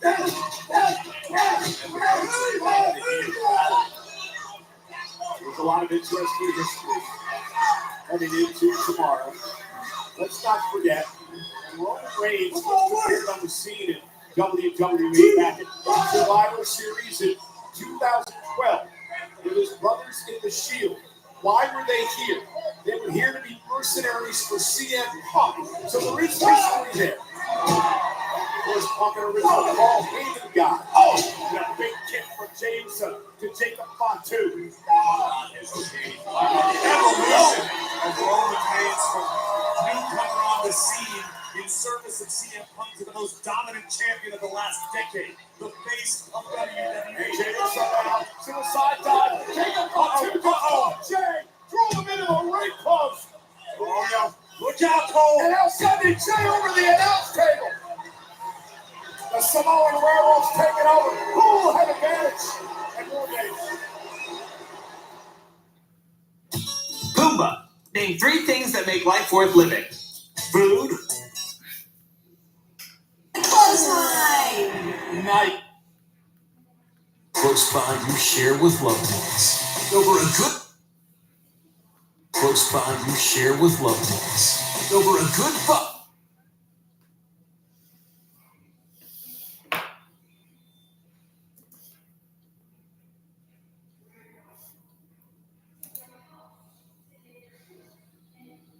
Dear fancy gift wrappers, you continue to amaze us. No present is too large or too complicated for you. Your creativity with elaborate calligraphy is unsurpassed. Your inventive use of glitter leaves us amazed. This holiday season, you'll have your gift wrapping work cut out for you. This is the energy of electrification. Available time-test high-performance glitter, nearly 500 horsepower and 278-mile EPA range ratings. Choose from our complimentary charging packages so you can charge how you want. The all-electric Acura CDX. This is the energy of innovation. Acura, precision-crafted performance. Visit your local Acura dealer to lease the all-electric CDX for $389 a month. It is Tuesday, March 29th, and this is People Every Day. Hey everyone, it's me, Janine Rubenstein, I think my brain has finally started to recover from processing everything we talked about in yesterday's show. But of course, there's plenty more to wade into today and some non-Oscars news that's bubbling up to the surface. So let's start there. Early this morning, Queen Elizabeth was in attendance at Westminster Abbey for the memorial service of her late husband, Prince Philip. This marks the first time the monarch has been at a public event outside the royal residence since last October. The Queen was accompanied by Prince Andrew just weeks after he settled his sexual assault lawsuit. Royal commentator Robert Johnson noted that Andrew joining her was a topic of contention among senior members of the family, but she insisted. It's long rumored that he is her favorite.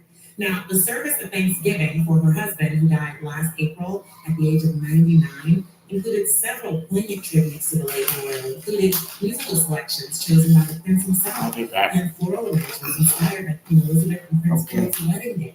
The Queen and other members of the family wore dark green as a nod to official livery. I'm just glad she's doing well enough to be out and about and can finally have some closure on her husband's passing after more than 70 years of marriage. The Baldwins have some happy news to report.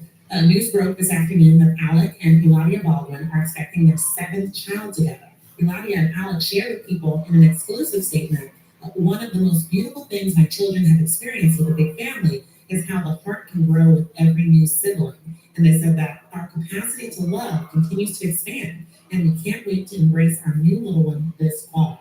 Eladia, who's 38, shared the news on Instagram earlier with a video of herself and Alec, who's 63, playing with their 6 children who range from 13 months to 8 years old. Alec is also the father to 26-year-old daughter, Ireland Baldwin, whom he shares with ex-wife Kim Basinger.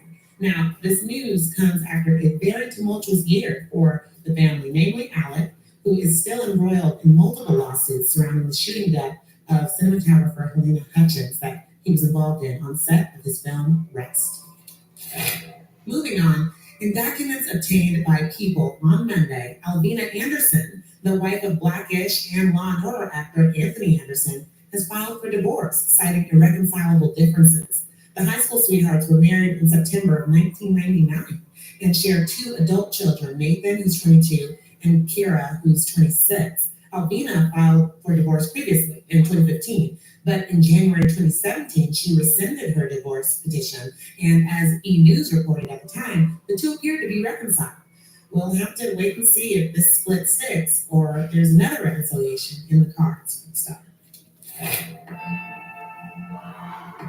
It's been a couple days since Will Smith took to the Oscar stage and slapped Chris Rock across the face following a joke Chris made about Will's wife, Jada Pinkett Smith.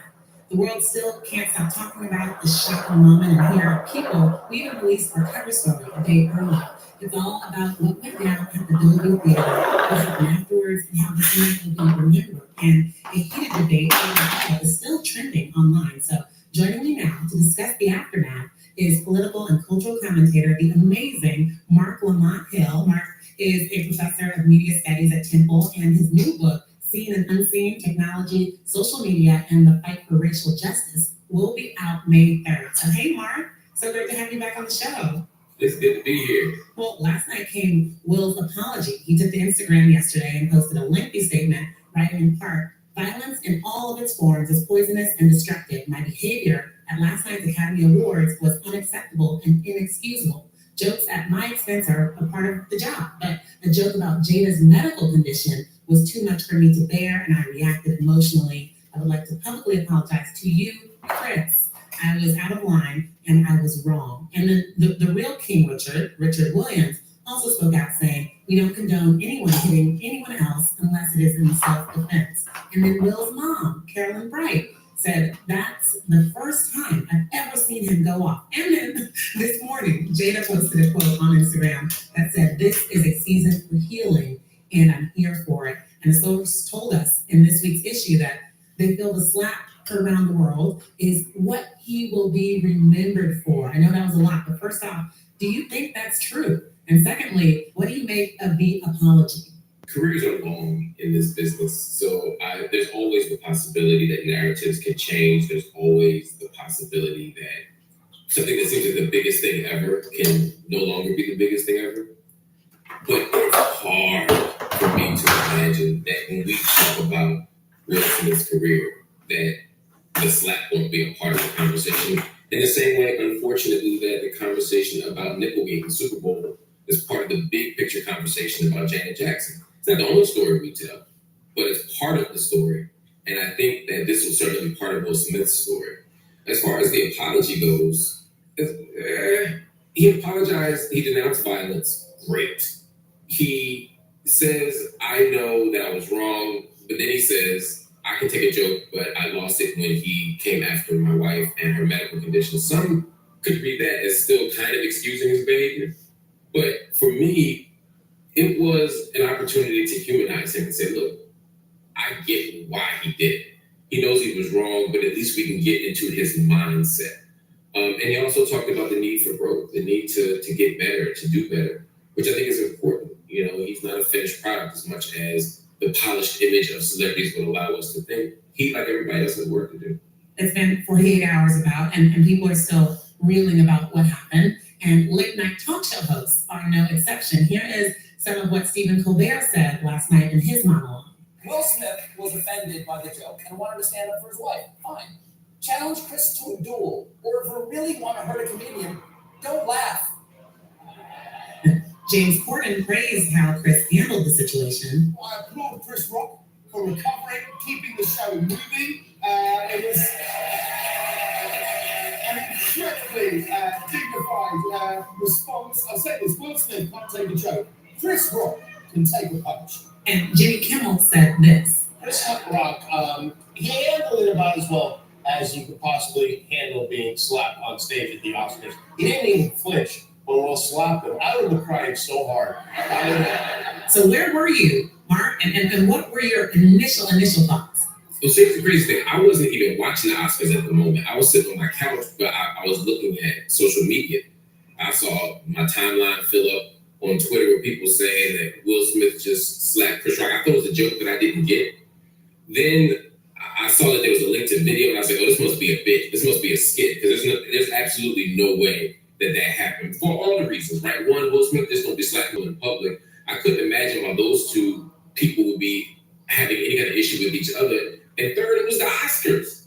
You know, people don't really get in physical altercations at the Oscars. Then I watched it. I went and found a video. I saw the video on Twitter. Then I went to YouTube. Then I got the unedited video with the person in it. And that's when I was like, okay, this is real and this is actually deep. Because, you know, the slap is one thing, but the way Will walked back to his seat, you could still kind of think it was a joke or that something was up with it. But then when I heard the way he yelled, when I heard that rage in his voice, you know, I was like, oh, I know that voice. I know that sound. I know what that was about. I was scrolling on Twitter yesterday to see how, you know, the internet is still reacting to all of this. And it seems people are divided, even Black Twitter. Like some people are Team Will, or rather, you know, Team Protect Black Women at all costs, saying how great it is that he stood up for his wife in the face of Chris's cruel and, I guess, continued ridicule. And other people are saying that, you know, assaulting someone at the Oscars in front of the world, and, you know, on a night where so much Black excellence and diversity was on display, has just completely tarnished his legacy. You know, lots of things can be true at the same time. And I don't think he certainly has enhanced his legacy with this. But again, people have to look at the full arc of someone's career, and we also have to not be prisoner to the moment. Will we talk about this for another week or two? Yeah. Will this be a joke in next year's Oscars? Yeah. Will this be a pop culture reference forever? Will it be a meme for the foreseeable future? Absolutely. But I don't know if the final chapter or final story of Will's career or legacy can be written. That said, I land in all of those places. Yes, we should protect Black women at all costs. What Chris Rock did was wrong. The joke was wrong. Even if he didn't know about her medical condition, it's still not okay. Some people say, well, why should they be immune from jokes? Everybody gets them jokes. Everybody gets these jokes as a celebrity. But we don't have to make jokes that demean Black women's skin color, their hair, their bodies, and all the other things that racism has taught us to do for centuries. We can just not do that. There's all kinds of jokes you could make other than that. You know, just not that, right? Even if he didn't know that. I mean, this is the man that made good hair. He made a whole documentary about Black women and hair. So to me, completely understands the nuances of Black women and their relationships with their hair, even if he didn't know about the alopecia situation. That said, there's also room for criticism of Will. Again, Will could have screamed from the crowd, "Keep my wife's effing name out your mouth" twice. Okay, I guess we're back now. Nice takedown. Thanks, Dad.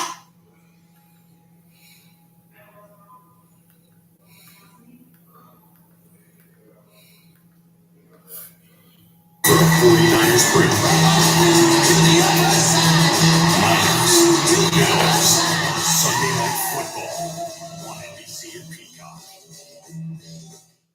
We're so glad you could spend your Thanksgiving weekend here with us on Friday Night SmackDown and, of course, Survivor Series tomorrow.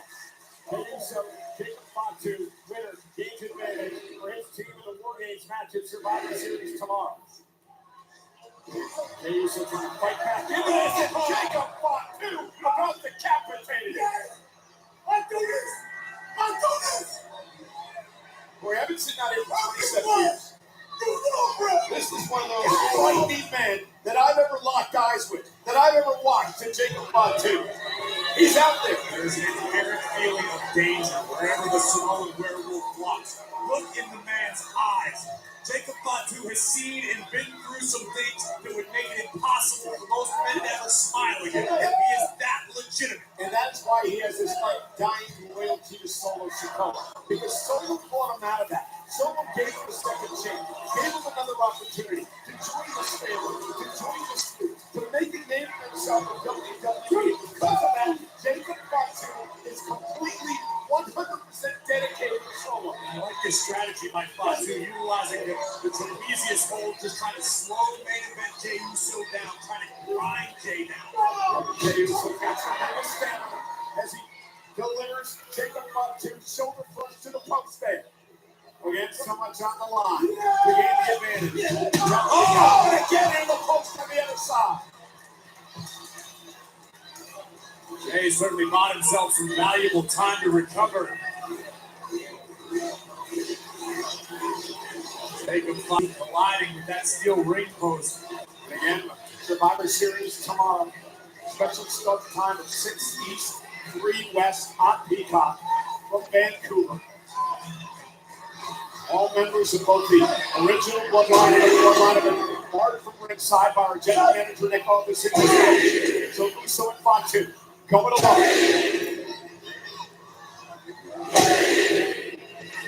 Uso, the former Intercontinental champion, trying to build a rally.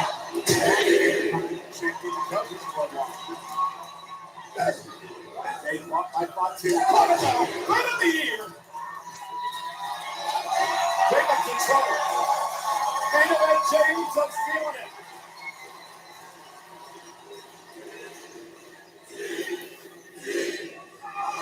And Jey backing it on up. Cover by Jey for the advantage of the wargames match. And a kick out. Jey Uso faring extremely well thus far against the Samoan werewolf. We've not seen anybody really be able to solve Jacob Fatu inside of a ring. Jey is doing extremely well thus far.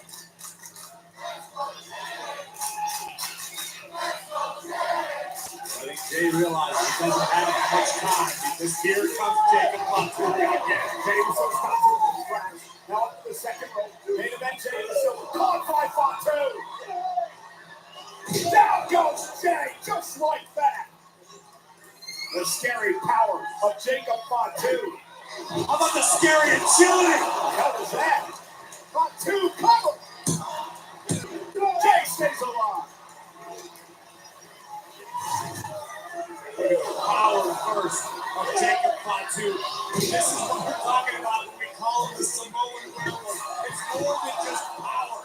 It's agility, it's athleticism. Jacob Fatu has been blessed by the gods with every athletic gift an athlete can want. None of them around. And again, he's going to be the difference maker in my mind inside the cage tomorrow night. I would dare say Jacob Fatu is the difference maker, and in no small part why Solo has ascended power and dominated, why we are where we are in this bloodline saga. All the momentum has been on the side of the new bloodline for months now. All Heyman surprised. Hello! You! Solo! Coming into the fold. Changed the momentum just a bit last week. And Jey Uso keep that momentum on his team. I keep saying I love you, Solo. Aren't they all related? Yeah. A pop-up Samoan by Fatu. What's the leg? Jey stays in it. Look at this, launched into the heavens by Jacob Fatu, then driven into the mat. I think for a minute before Jimmy Uso thought he was an only child. And Jacob now, I think he's a bit frustrated, but perhaps not. So his mind, he just gets a bit more damage. I don't know that Jacob Fatu possesses an off switch. I think Jacob stops when the job is done.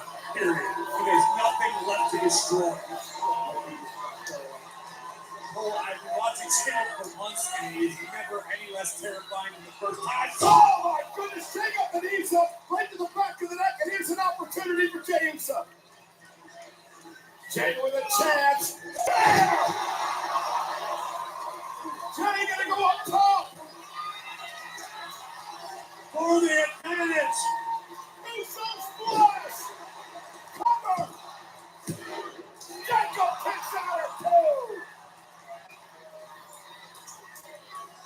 That has got to be soul-crushing disappointment as we look at Jey Uso getting his knees up just in time, followed immediately by an Uso splash, and Jacob Fatu kicks out.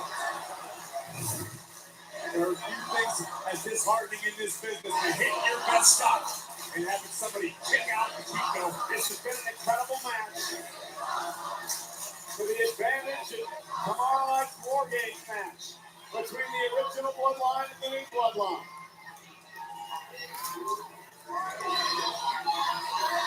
Look out, Cole. This is going a little staggering our way. Here comes Jey!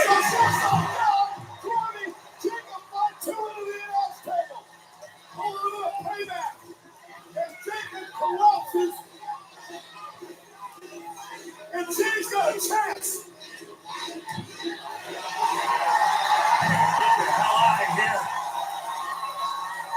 Jey Uso destroying our announce table. Jey's going to do whatever he can, whatever he has to do to procure the advantage for the OG bloodline. Jacob Fatu. Jey Uso now into the ring.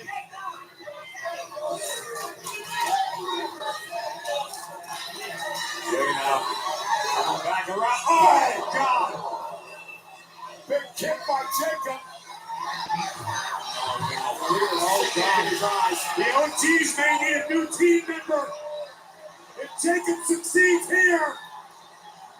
Oh, my God! Table. Jey Uso may be broken in half. Jacob Fatu with that wild-eyed look. The Samoan werewolf with a Samoan drop on the announce table. Yeah. Oh, face first goes Jey Uso. The implant DDT.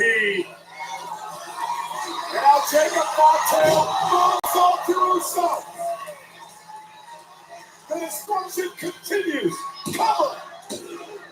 And the new bloodline with the advantage in wargames. Here is your winner, the Samoan werewolf, Jacob Fatu. Oh, I can't believe I'm saying this, but Roman Reigns and the OGs might want to get their white flags ready. That was horrifying. Solo Sikoa is moving one step closer to complete and utter dominance in WWE. How the hell does Jey Uso fight tomorrow night? After the Samoan drop onto the announce desk. And look at this freakish athleticism. A springboard moonsault by the Samoan werewolf, right on the money, as pretty as it was painful. And the advantage belongs to the new bloodline. Solo Sikoa. Realizes that's what we're talking about. 4 hours a day. That's what I'm talking about. From LG. You gotta take your ass to war. You don't know what's coming. Yeah, let's go. Tomorrow night, at Survivor Series, wargames.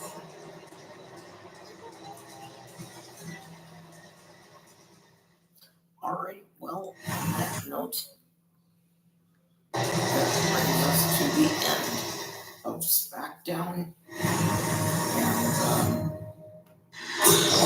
hell no.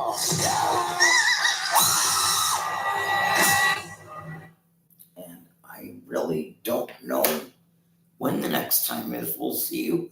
The only reason I did this tonight was because I had this with me. Here, let me show you.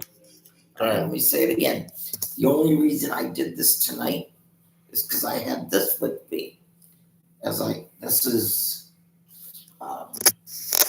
what? Monster Energy. Yeah.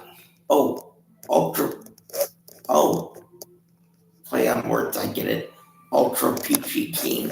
Okay. So that's the only reason I did this tonight. So I don't know when the next time is I'll see it.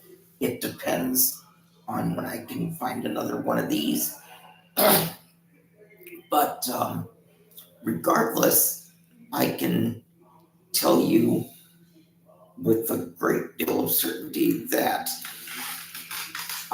regardless of when the next time is, that we will see you December of 2025 when John Cena steps into the ring for the very last time, or as it's called now, a retirement match. When John Cena has his retirement match in December of 2025, we'll definitely be with you that night. So until the time our paths cross once again, whenever that may be, on behalf of John Batcher, my name is Michael Paul. Christy, Crystal, Megan, Amanda, Mackenzie, Noah, Caitlin, good night. Nothing but love to you. Mwah. And we will see you whenever the next time out is. Don't remember 1 week from tonight, SmackDown comes to the XL Center in St. Paul, Minnesota. NXT Deadline is in Minnesota the next night, more than likely at the same place in St. Paul, because it appears Tony Khan has Target Center on lockdown for AEW. And, as we mentioned earlier, Sean Combs in jail tonight on rape charges. If and when it goes to trial, we'll bring you that also. And there was one, is it January 14th? For the Royal Rumble? No, for Saturday night's main event. It's December. Oh, December 14th. My mistake. Saturday night, December 14th. Saturday night's main event returns to NBC for the first time in 18 years. I think so. 2006 was the last Saturday night's main event. And for Saturday night's main event, the return on play-by-play of Jesse, the Governor Ventura. So, that being said, for John Batcher, I'm Michael Paul, and we'll see you when we see you. But definitely in December of 2025. Good night, everybody. Just like Jacob Fatu said to Solo, Michael Paul, I acknowledge you. Great. Good night. Happy holidays.